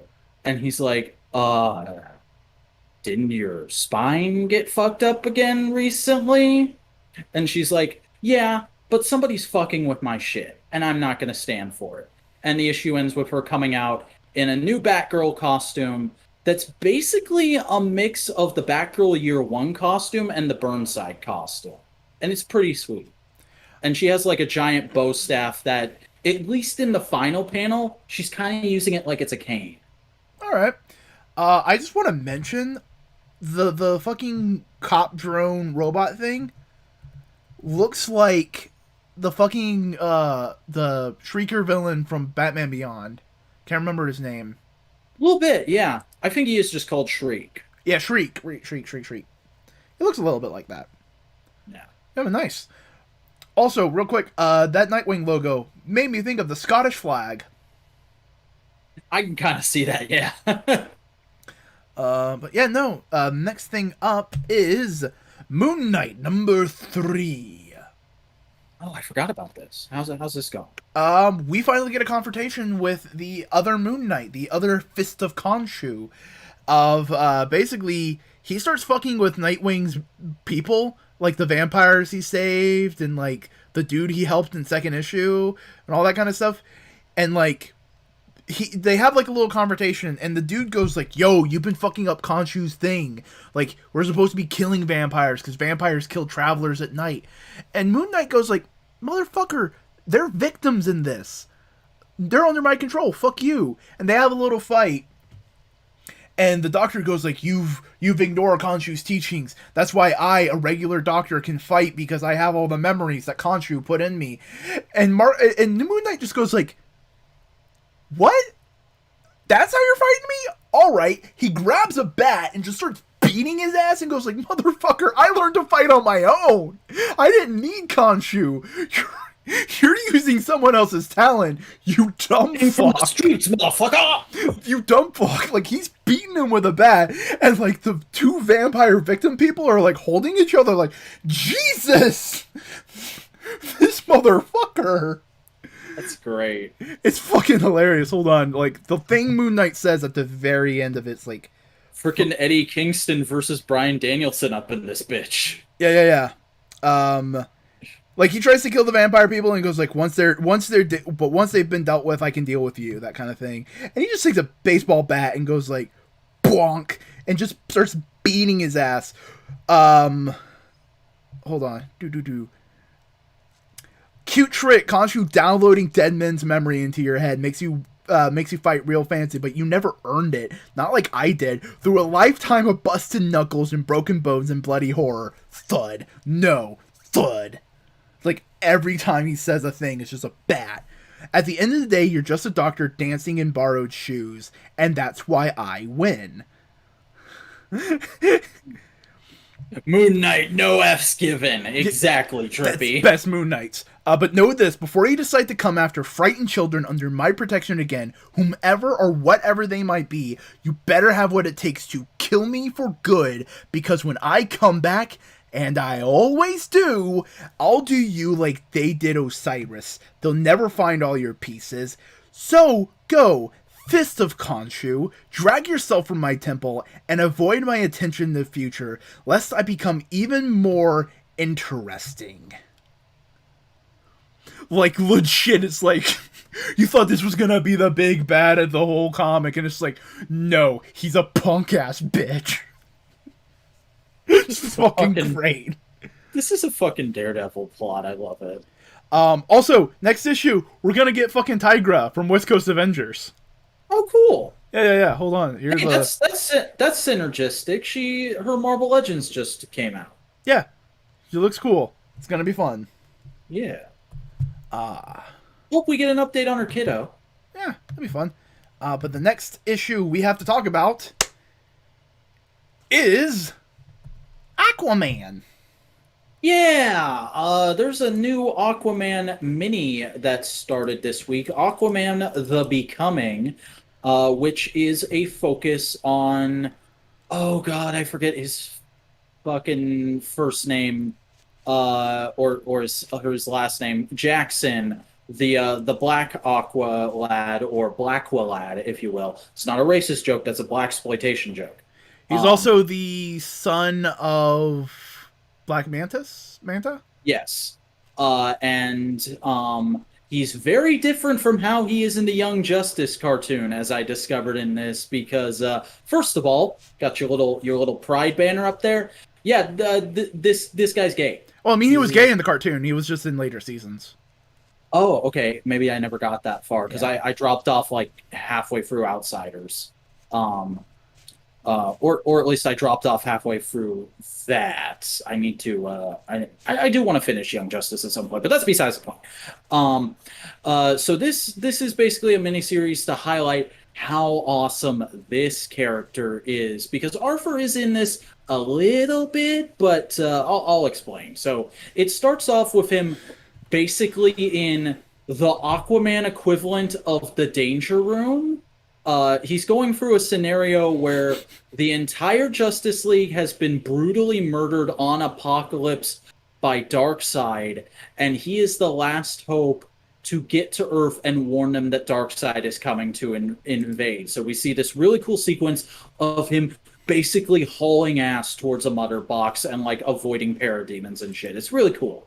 But he wakes up and he has the new record time, and Arthur congratulates him for it, and they do a little bit of hanging out and chatting and whatever. And you can tell Arthur kind of looks at this guy like he's his kid. He's very proud of him and how far he's come. And then Mara comes in and basically goes, "Hey, you have somewhere to be right now. What the hell are you guys doing messing around with the danger room?" And it's also fun because they're Arthur and Mara are macking on each other while they're saying this. And Jackson very much has that, "Oh God, my parents are kissing each other. It's gross" kind of thing going on. But Arthur is going to be going to another planet to have an interplanetary super people conference along with the Martian Manhunter. So he's out of the story pretty much at this point. And Mara and Jackson are in charge of Atlantis's army. Because remember, they're not the royal family anymore. I don't know exactly how that works. I haven't read Aquaman in a while. This is the first time I've read Aquaman since the beginning of Rebirth. But I know for a fact they're not. Aquaman is no longer the king of Atlantis, thanks to Action Comics. Is he more of like acting general or something? I think it's kind of like a Thor type situation. He's not the king, but he's a ruler that the people still respect. Okay. And he's kind of like the go-to, dude, shit's fucked. Can you help? Yeah. But Jackson heads back up to land to have breakfast with his mom at a cafe, and we get to see a little bit of their relationship. And it's a very cute, very normal mother-son relationship. And he's also very clearly out to his mom, if you didn't know that, because their waiter comes up, and it's very cute younger boy, and he gets all frazzled and he has a hard time ordering, and immediately when the waiter leaves, he's just like, "Mom, it's not funny." It's a little funny.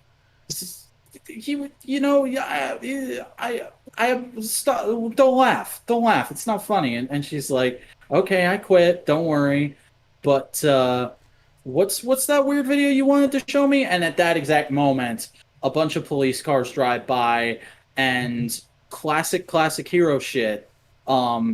He immediately goes, "I gotta go," and she's like, "Yeah, I get it. I'll call you later." And so he goes to deal with this crime, and just before we cut to that, we also see the waiter come back, and he's like, "Whoa, where'd your son go?" And she's like, "Don't worry about that. Why don't you tell me what your intentions with him are?" Like, she could tell he was also interested. That was great. And then Aquaman or Aqualad gets to a bank that's being robbed by the human flying fish. Is that a new villain? No, that's like a Silver Age villain. They pulled out and dusted off. Like a polka dot man. Yeah, and they lampshade how ridiculous this is, because we cut to after the fight, and Aqualad is talking in like a Zoom style video conference with the rest of the Teen Titans, and they're like, "Wait, what is this guy called? You skipped the meeting for this?" And he's like, "Yeah, I'm sorry, but it was kind of important, and also I helped this lady. I comforted this lady who was really traumatized and shit.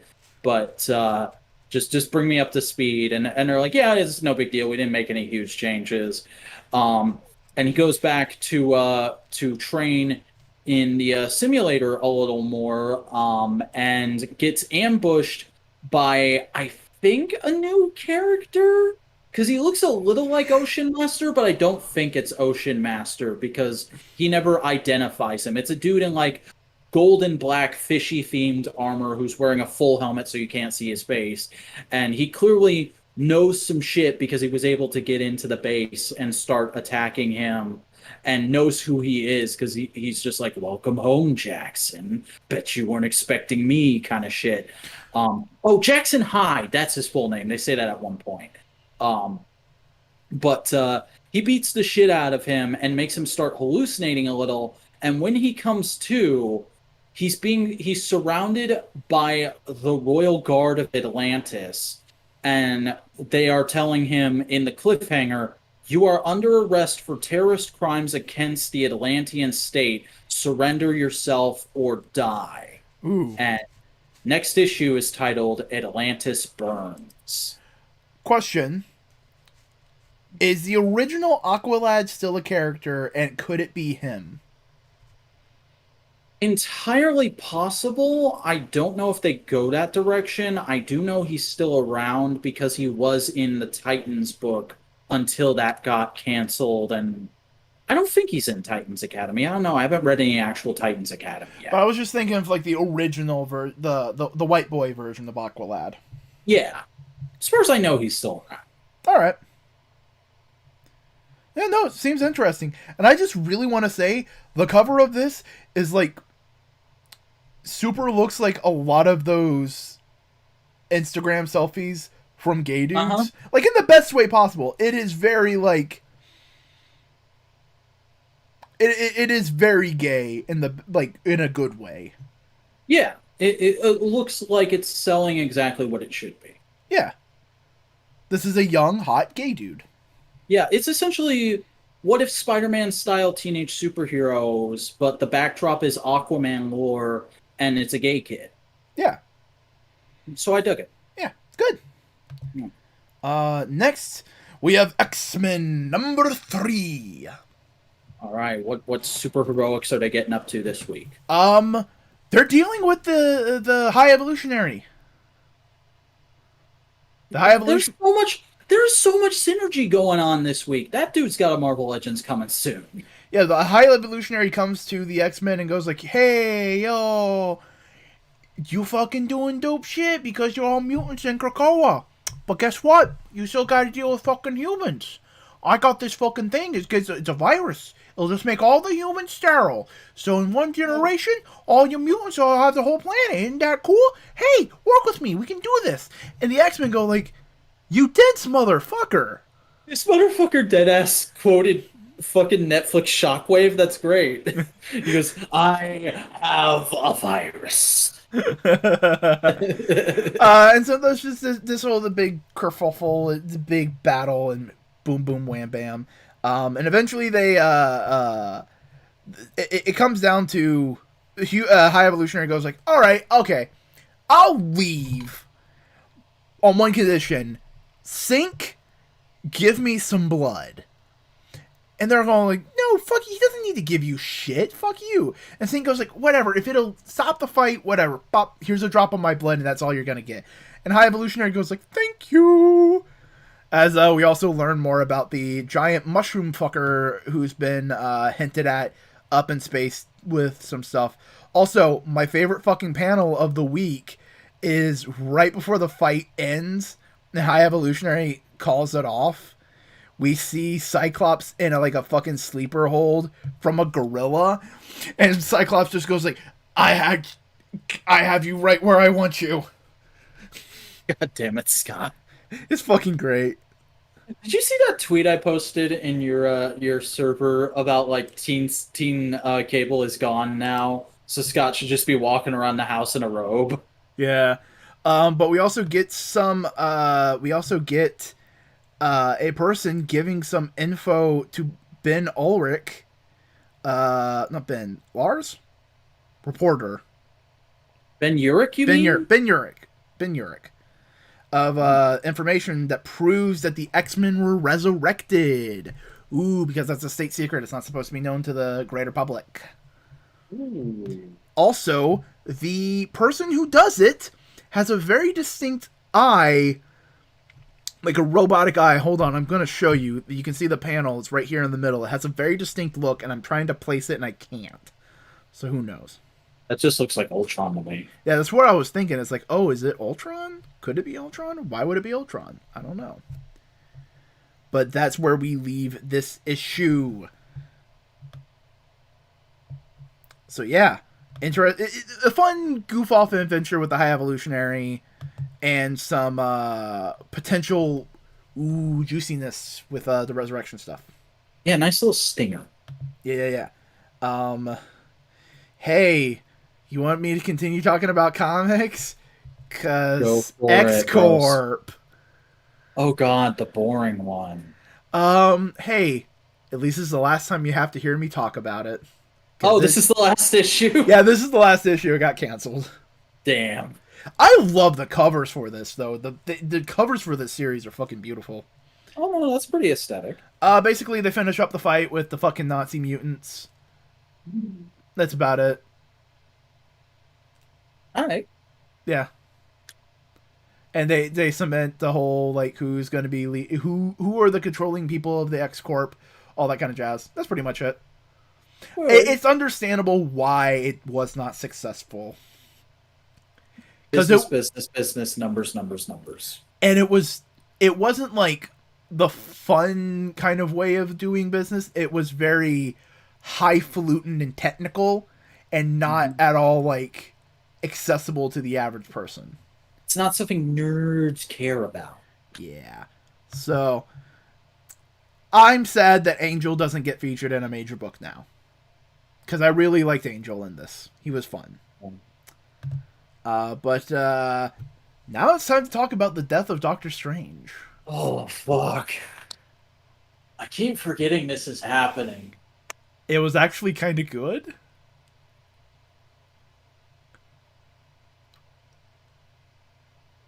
Blaine? Okay, I got the comic right here. Let me pull it up. So, Death of Doctor Strange begins with basically the Doctor waking up and going like, hey, man, you need to go on a walk for your heart health and all that kind of stuff. Is Doctor Strange is reflecting on his life and his current status quo of how he has hands again and how he can do surgery. He's taking a walk. He's reflecting on life, blah, blah, blah. Goes into surgery, does all that kind of stuff. He's living his Doctor Strangey life. And then a thing happens and people are doing all that kind of stuff and goes like, hey, yo, this dude has a magic thing. We don't need to hurt him because I'm just going to deal with the magic stuff like a surgeon, you know, that kind of stuff. It's fun. It's cool. Yeah. It's dope. He takes care of this stuff. It's all great. We see a scene of him teaching a class at Strange Academy going like, yo, this is what the Sorcerer Supreme does. I act as a barrier for all the magical stuff on Earth to protect Earth from all the greater magic stuff, similar to how the ozone layer protects us from UV rays, blah, blah, blah, that kind of stuff. All that kind of things. As we also see Dormammu's kid goes like, hey, something weird's going on. Have you heard anything about my dad? By the way, his dad was dealing with is part of Last Annihilation up in space. Yeah, his dad's the fucking planet. Yeah. You aren't the first to bring something to my attention like this. I must go, blah, blah, blah. As we get a fun fight scene in a baseball field with Doctor Strange and Magic. As, by the way, I don't remember where this was from, but it's been a thing for a while. Magic is the Sorcerer Supreme of Limbo. So she is a Sorcerer Supreme. Oh, Raw Swag Kino. Yeah, but just of her own dimension. So it's like... So they're fighting some goblins things and going like, hey, yo, whatever, blah, blah, blah. And they deal with it and goes like, hey, yo, we need to talk to Voodoo about some stuff. Scroll up a little bit. A little more. Almost there. Yeah, that panel's hot. I like that shit. All right. As we also just see Doctor Strange just dealing with a bunch of stuff and just like his everyday, his helping people out, doing all that kind of stuff, his Doctor Strangeness as he keeps reflecting on life. As basically going like, here's all the cool stuff Doctor Strange is and does and all that kind of stuff. It's a fun Doctor Strange day in the life of him, the weekend of life, blah, blah, blah. He's relaxing at home. Wang's out doing stuff. The ghost dog is out doing stuff. Wang, we got fucking Wong. Strange Tales of the Internet up in this shit. You know what I'm talking about, Wong. He gets dressed and comes to the door as he goes like, oh, how odd. What are you doing at my doorstep? It has been a long day. We just see some teeth, and they just go, your last day. Big ol' magic. As Doctor Strange gets into a kerfuffle and just goes like, go on then. This isn't going to end how you think it's going to end. The lonely death of Dr. Stephen Strange. As everybody in the world feels Stephen Strange's death. Wong, Thor, Totem from Alpha Flight, Magic, the Ghost Dog, Reed Richards even feels it, Dr. Voodoo, and they all come to see... Oh, Zelma! Yeah, Zelma's there. That's cool. Yeah, Zelma's been a consistent character as of late. She's the she's like the dean of Strange Academy as they come see Doctor Strange's death, and they go like, okay, he can't be dead. Baron Mordo shows up and goes like, oh shit, this is fucked. And Wong immediately goes, that Baron Mordo design is pure Chad energy. I love it. oh yeah. And Wong immediately goes like, yo, no, fuck you, you did it. And he goes like, no, I didn't do it, because if I did it, I'd be bragging about it. No one should kill Doctor Strange but me. Fuck whoever did this. He's fucking Doctor Doom trying to solve Reed Richards' murder. He was mine to kill, yeah. As Zelma finds the Avengers card and goes like, hey, what's up? This is Captain America calling Doctor Strange. Things have been going wacky all around the world. We need some magic help. Doctor Strange is kind of indisposed right now. Fuck. As like everybody's just screaming and arguing and living in pain, all that kind of stuff and grief. Koshi the Deathless, a man who severed his soul and hid it so he might live forever. A stunt I never achieved but once when I was much younger, in case I might be killed in the future. Zounds! If I have been released, then the worst must have happened. We must move quickly, there isn't much time. Tell me, what year is it? As a young Doctor Strange walks through a portal to solve his own murder? Fucking Ditko Strange up in this bitch? That's why I said, yo, it's a little funny that Ditko Strange was... You see why I say it's not bad? Bro, that's actually really good. Fuck. I can't wait to hear Tiffany recap this. Like, oh my god, like, it is so old school Doctor Strange, it's great. Or more accurately, I can't wait to hear Ben and Ethan's reactions to this. One day. But, oh man, like, I went into this going like, it's gonna be fucking crap, and then it's like, what the fuck? How is this good? Because it also doesn't feel like it's gonna be, like, he's gonna come back at the end somehow, or like this Strange is that gonna fuse with that Strange. Also, the entire time he was looking at a photo of his ex-wife from the Dark Dimension. I can't remember her name. What's the creative team on this? I'll look in a second, but we also got the checklist for the other books that are gonna be part of this. Some side books and all that kind of stuff. But let's go to the top.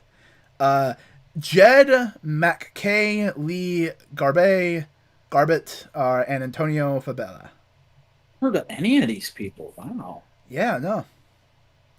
But it's solid. It's good. It's not bad. It's not the soulish cash grab that we thought it was gonna be. Yeah, that's really cool. So I'm looking forward to the second issue of The Death of Doctor Strange. Oh yeah, man. But we also have another comic book of mine. I read a lot this week. Okay. Issue 18 of Guardians of the Galaxy, the last of Annihilation. Basically, they do a bunch of shit, and Doctor Doom casts a magic spell. It's a lot more complicated, and it's a lot more fun to read, but essentially, Doctor Doom casts a magic spell to suck the power away from Dormammu and send it someplace so they weaken him, so Rocket can fire the fucking mutant bullet at him. And all that kind of stuff. And they fight Dormammu, they get rid of him, they kill him, they do all the stuff, all that kind of thing. And it turns out that this whole thing was in part a ploy by Doctor Doom and Sister Telonis of the Skrull cult to basically let them have a planet of the Chitauri that was decimated by Dormammu, and for Doom to basically supercharge his magic with Dormammu dark dimension energy to basically fight the mutants. God damn it. The mutants remain obdurate, though perhaps I planted the seed of doubt in them and the sword of space remaining in the Hulkling. But I have the magic of Dormammu far more than the Guardian's guest, bound to my armor until I choose to unlock it. A potent weapon I will keep to myself until a proper moment, a moment of reckoning. Meanwhile, all the Guardians are fucking having a little celebration. Hulkling and Wiccan kiss. It's adorable. Everybody's just celebrating. All that kind of stuff. And we also get like a cute little moment between Star-Lord, Nova and Gamora of like, there was a moment earlier of like Star-Lord going like, "Hey Gamora, you know we both love him, right?" And now that Star-Lord's by, I don't know if it's in the yo, I love him like a bro, or like, yo, maybe this is the space Cyclops Wolverine Jean Grey. Cause look at that, like that's a cute couple, that's a cute throuple right there. Yeah, I wouldn't mind it. As we end the whole thing on a panel where everybody's posing for a picture that no one's taking. Yeah, that's a poster. Yeah, of all the cool all the characters that showed up in this run of Guardians of the Galaxy, kind of like having a moment of brief and levity, hanging out, having fun. Also, like the gay ships are right there, the gay couples, all the gay people are right in the middle, and also the possible new poly relationship, which I know what, fuck it, I want this. The Fripple. Mm-hmm. I want this because they've been fucking doing ever since the MCU Guardians of the Galaxy movie happened. They've been doing Gamora and Star-Lord, and they've made it work in the comics. It's good in the comics, but in the comics it's always been Nova and Gamora, so like people miss that. So this is a good compromise because like fuck it, why not? Yeah.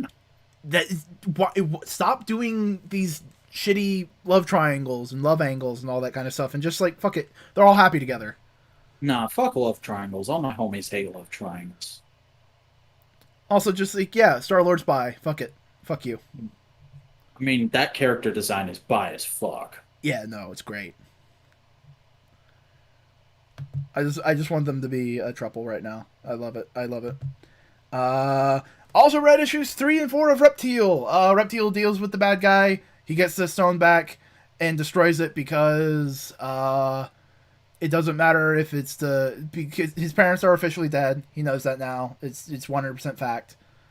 But their spirits are in the stone, and he destroys the stone because it doesn't matter if like there's a chunk of them in there. He can remember his family regardless, and he saves the day with the help of his community, and he becomes a superhero in LA, saving Drippy, let's put them together. All my homies hate love triangles in general and despise Tokishi Inoue love triangles.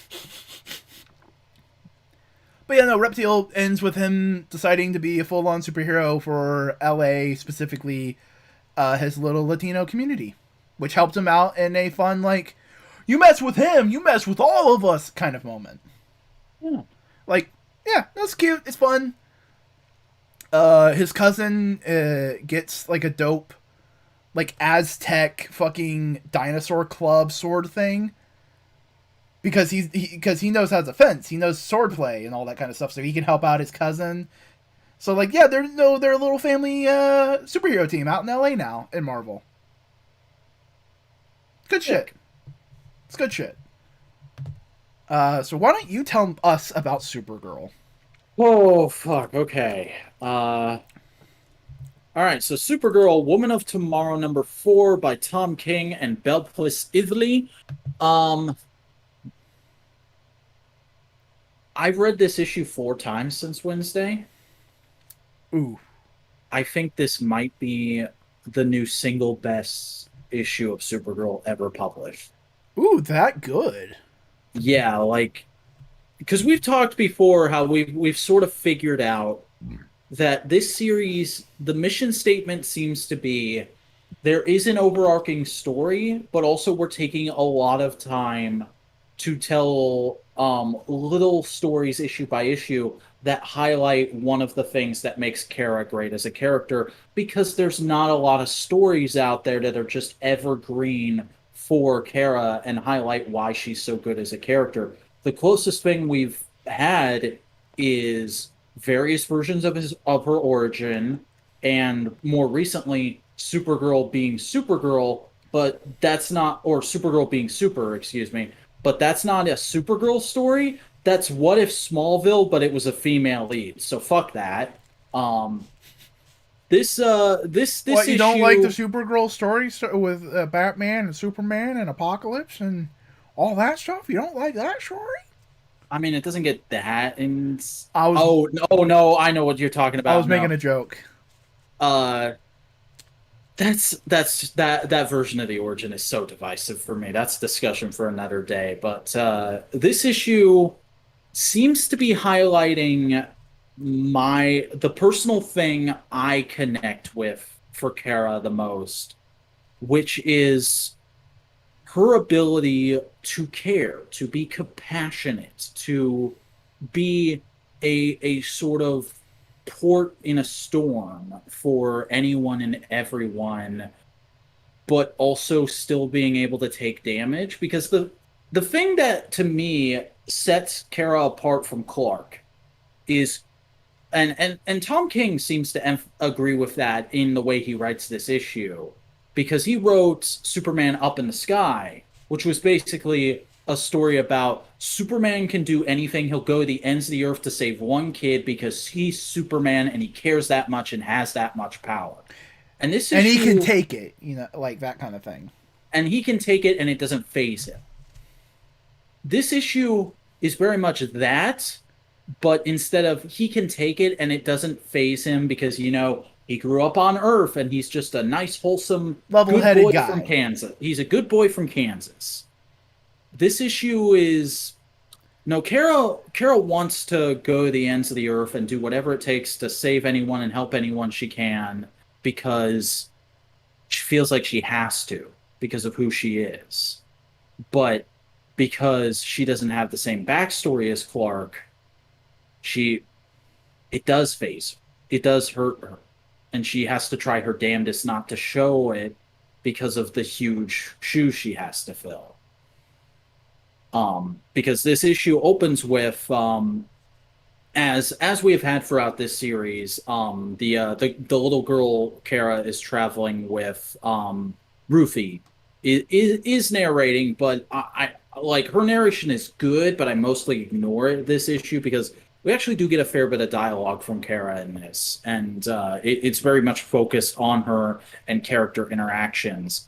Because the opening scene of this issue is just as Ruthie is going about her narration, kind of introducing making the opening thesis statement for this issue. We see this like toddler crying in a field, and we can't see much of it. It's a very close up shot, and we see Kara reach out to her from off panel and say, "Come here, sweetie. Don't you worry anymore." And she lifts her up and holds her in her arms. She lifts, I don't know the gender of the baby. She lifts the baby up and holds it in her arms. And she says, "It's going to be okay," as she looks out very mournfully over a field of bodies. Oof. Because this issue is a series of vignettes of them trying to catch up to Krem, the man who killed Rufy's father, and as you'll remember from last issue, joined up with a band of intergalactic marauders. So he's just been going from planet to planet, fucking annihilating people by the thousands. So we next get a vignette where Kara is in a hospital, spoon feeding someone their dinner as he's telling a story both about how Crom came to his planet and murdered everyone, but also about how Crom murdered his best friend, and it's like an old man, his best friend since childhood, right in front of him, and he just keeps going back to like all these little stories about how they were growing up and and whatnot. And Kara's clearly like the art really fucking carries this issue because there's just a lot of great facial expressions where you can see Kara's being affected by things, but she's trying not to show it. And it's like you read the dialogue and it's like, oof. And then you look at the art and it's like, oh, my heart. Because the next vignette is they come across a man on a planet who's digging graves. And Kara just comes down from on high and she's just like, "How many have you done?" And he goes, "Oh, I'd say a few dozen. Not too many, but more than I thought. I would by this time... I thought I would by this time making some progress. Land here digs good, thankful for that. And she says, how many do you have to go? Maybe a couple hundred, maybe more. We didn't get hit harder by them damn brigands than most. Fortunate for that. Mare told me if I can get them done before sun pass, they won't need a mass grave like other planets got. And my daughter's, she's out there somewhere, cut up. And I'd prefer her to have her own slice of land, even if I don't know which it is. And so Kara offers to help, and he's like, "No, you don't need to do that. This isn't your problem. You probably you're just passing through. You have other stuff to do." And she goes, "Sure, yeah, I get it. We all have our duties, and it's mine as a neighbor to do what I can to help you with yours. Please." And he goes, "Well, I guess I could use a break." And he hands the shovel over, and in a split second, Kara digs every grave with super speed and super strength. And she comes back and she says, "I did as many as I could. I did as well as I could, but I'd appreciate you taking a look to make sure I did it right. I make mistakes. If I made mistakes, just let me know and I can fix it. Also, I used my vision to look at your DNA and found your daughter's remains. I can take you to her plot now or when you're done looking it over. Whatever works." And he's just like, yeah. Suppose we make sure the rest are set right, then go to her. Thank you, neighbor. That was the first of many times throughout this issue I teared up. The next vignette is Kara is talking to this big Jack Kirby looking bitch from a warrior race that got hit by the brigands. And we find out for the narration that this lady's entire tribe was annihilated by the brigands while she was off fighting on battle on another planet. And so she's similar to Kara, but not in the same situation of she is the last of her tribe, but not the last of her species, and her planet is still there. And we just see Kara's going, "Hit me." And this big Jack Kirby looking bitch, I don't think we ever get her name. Is it a Fury? Could it be a Fury? No. She just looks Jack Kirby-esque. Okay. I can send you the page in a second here. "You are small, I am large, it will hurt. No, it won't, I swear I'll be fine. You just pretend I'm those damn brigands. I did all this to you and your family, just picture that and hit me." Basically going, you need a release. You're a warrior, your release is fighting. I can take it. Hit me. And she's going, "Why should I do this? Why? Are you scared? Is that it? Come on, hit me." "I'm not scared. You do not understand. You are small and I am large. It's dishonorable to hit you," kind of a thing. And so Kara fucking reverse psychologies this bitch and goes, "You're not large. If you were large, you would have stopped that. All you are is fucking small." And she just beats her into the ground, like starts making a crater. And Kara's like, "That's it? That's all you've got?" And she just goes even more crazy. And eventually she just starts crying and breaks down, and they embrace, and it's fucking emotional as shit. I love it. And then we cut to the next vignette where they're at a place that is basically a space gate to hell, like in Dante's Inferno. And Kara is telling Rufy she has to stay behind, and Rufy's objecting to it and going, and "I've come this far. I've seen all these horrors. I can handle this. Stop babying me. Let me go." Oh, and Kara's going, "No, I'm trying to protect you here. I know when enough is enough. Just stay out here and have a rest. I'll be back in no time. It's no big deal. Again, let me take this for you." And then eventually she comes out a couple hours later, and Rufy's falling asleep, and she wakes up and she just starts asking questions. What did you see in there? What's going on? Do you have the information we need? Supergirl, are you all right? And Kara's just got 1,000-yard stare. Like, we don't see what she saw, but whatever it is messed her up. And she's like, No, no, like I'm all Superman right. going through hell and green flame. Yeah. And she's like, yeah, yeah, he was. I saw all of it, and that's the last we get of that scene.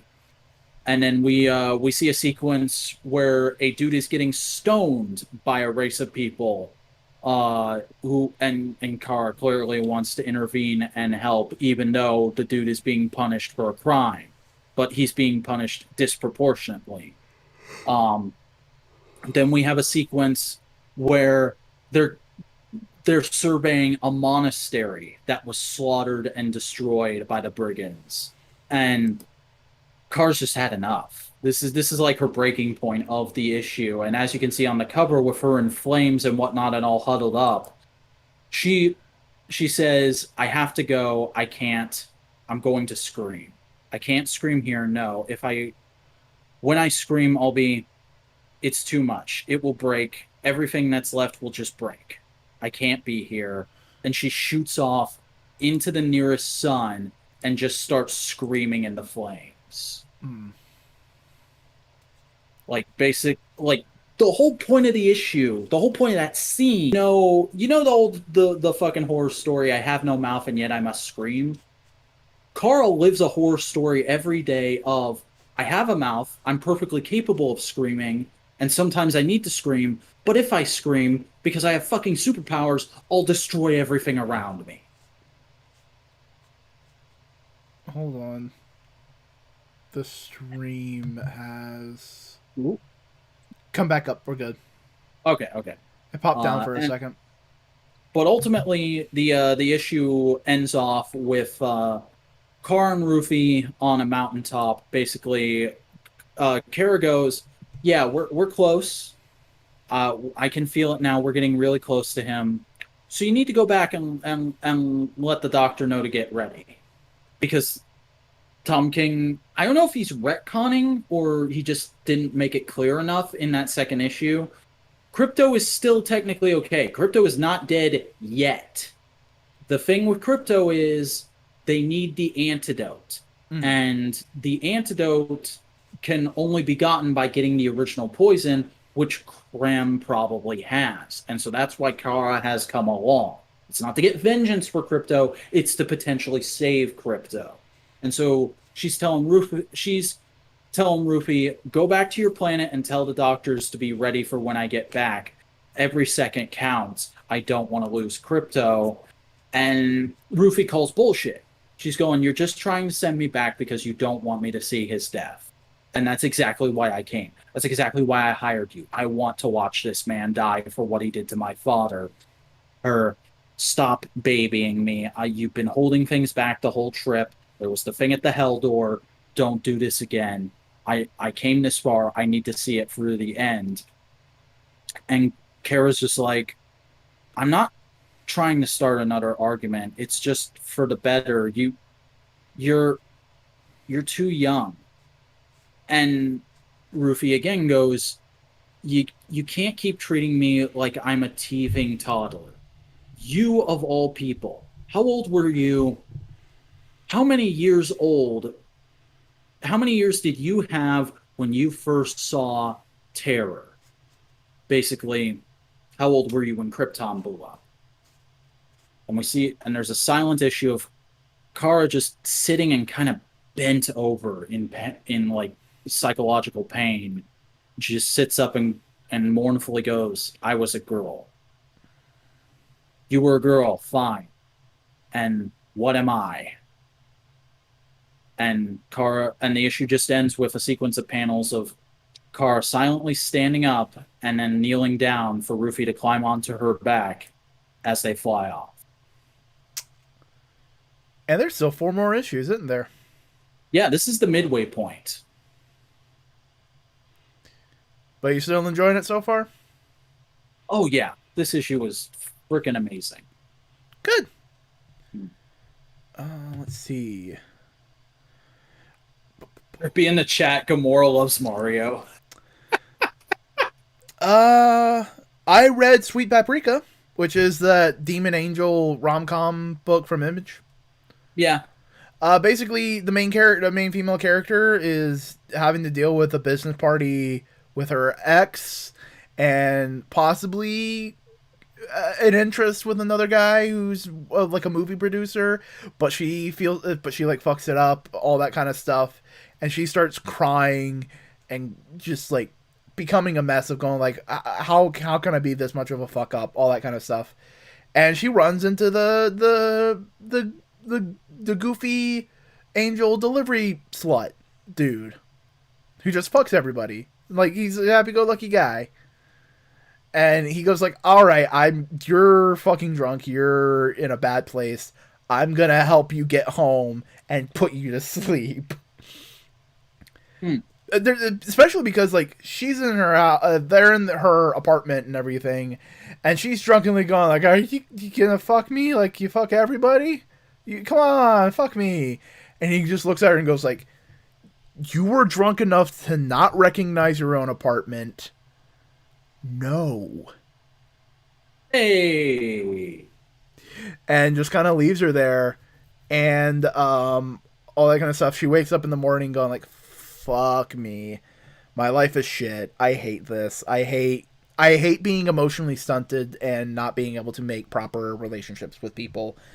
As she opens up a package that the angel dude left, and it's a USB with the video file of her father, who's the person who instilled her like the idea of like, don't fuck people because it's rude and improper, like the very puritanical don't have sex till you get married kind of bullshit. On a beach, just fucking a bunch of people as she's like breaking a fucking mug, is like, this fucker, Damn. this hypocritical fucker.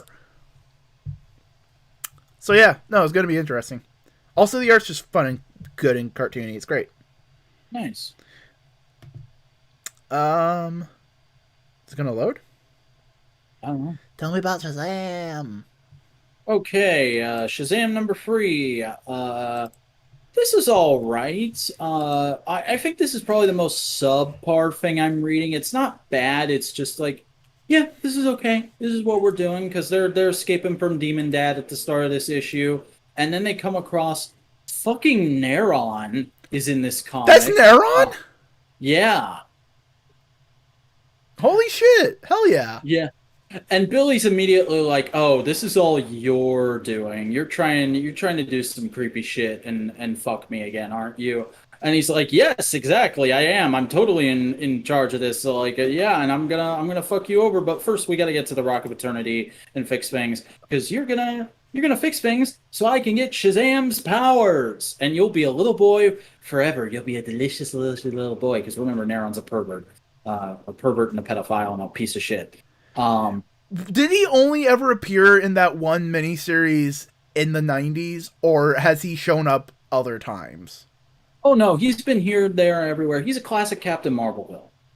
Okay, so he's shown up in and around ever since the 90s miniseries, because that was his debut, right? Yeah. Okay, cool. But eventually they get close to the Rock of Eternity and end up getting in a big old fight, and there's more hinting at Dane's backstory and stuff. When Raven shows up and basically fucking owns Neron and is like, "Billy, you shouldn't have come. We were trying to protect you." And he's like, "I don't need to be fucking babied. I've been on the Justice League before. I'm close to adulthood in my actual years. Stop treating me like I'm a child. Didn't you form the Titans for this kind of shit?"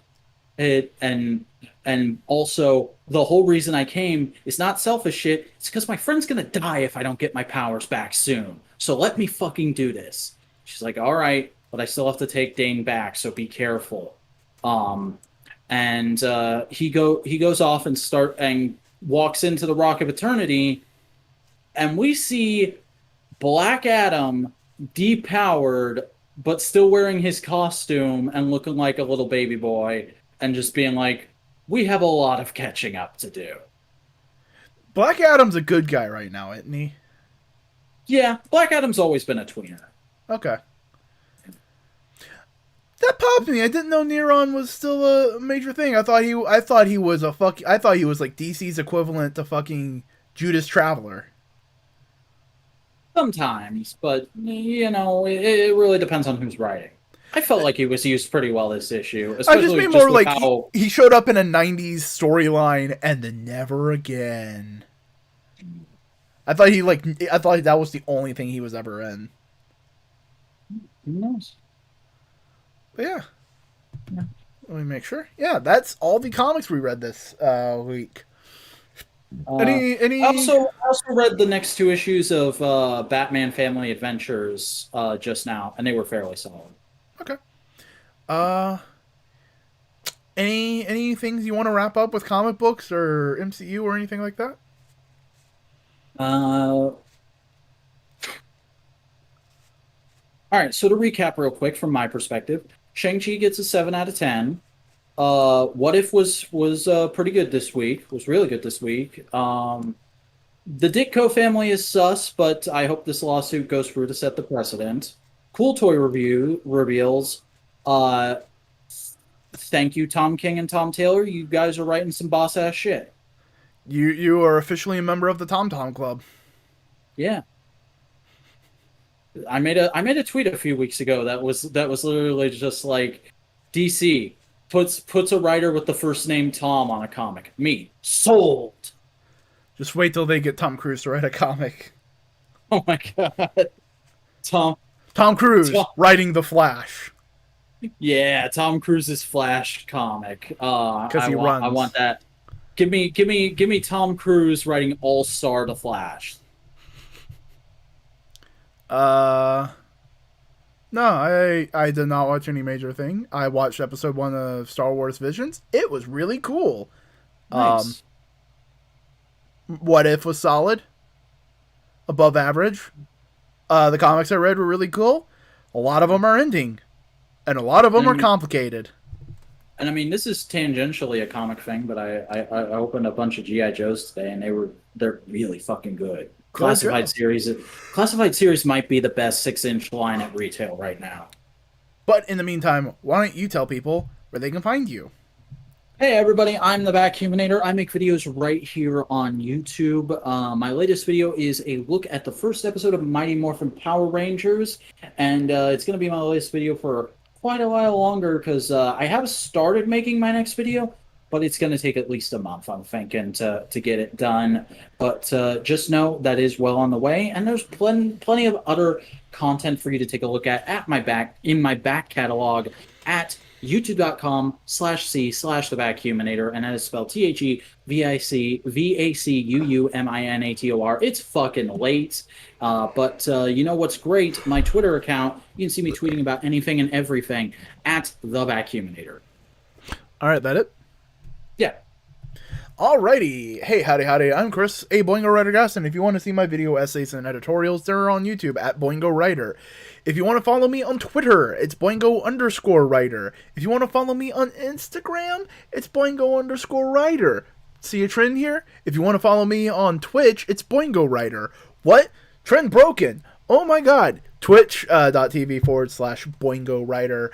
I don't have a set schedule for that kind of stuff, but you will see the VTuber. I still didn't take Vac's suggestion to have a sticky note with my actual acronym on it. The VTuber Boingo Writer, as he goes about life playing video games and presenting very, very fun slideshows. Oh, slideshows. But in the meantime, that has been Modular Media's No Prize Podcast. Until next week, do we have any final thoughts? No, just as always, like, comment, sub, and ring-a-ding-ding that bell. Yeah, check out our other podcasts. You'll see them. They have different logos and names. Enough said.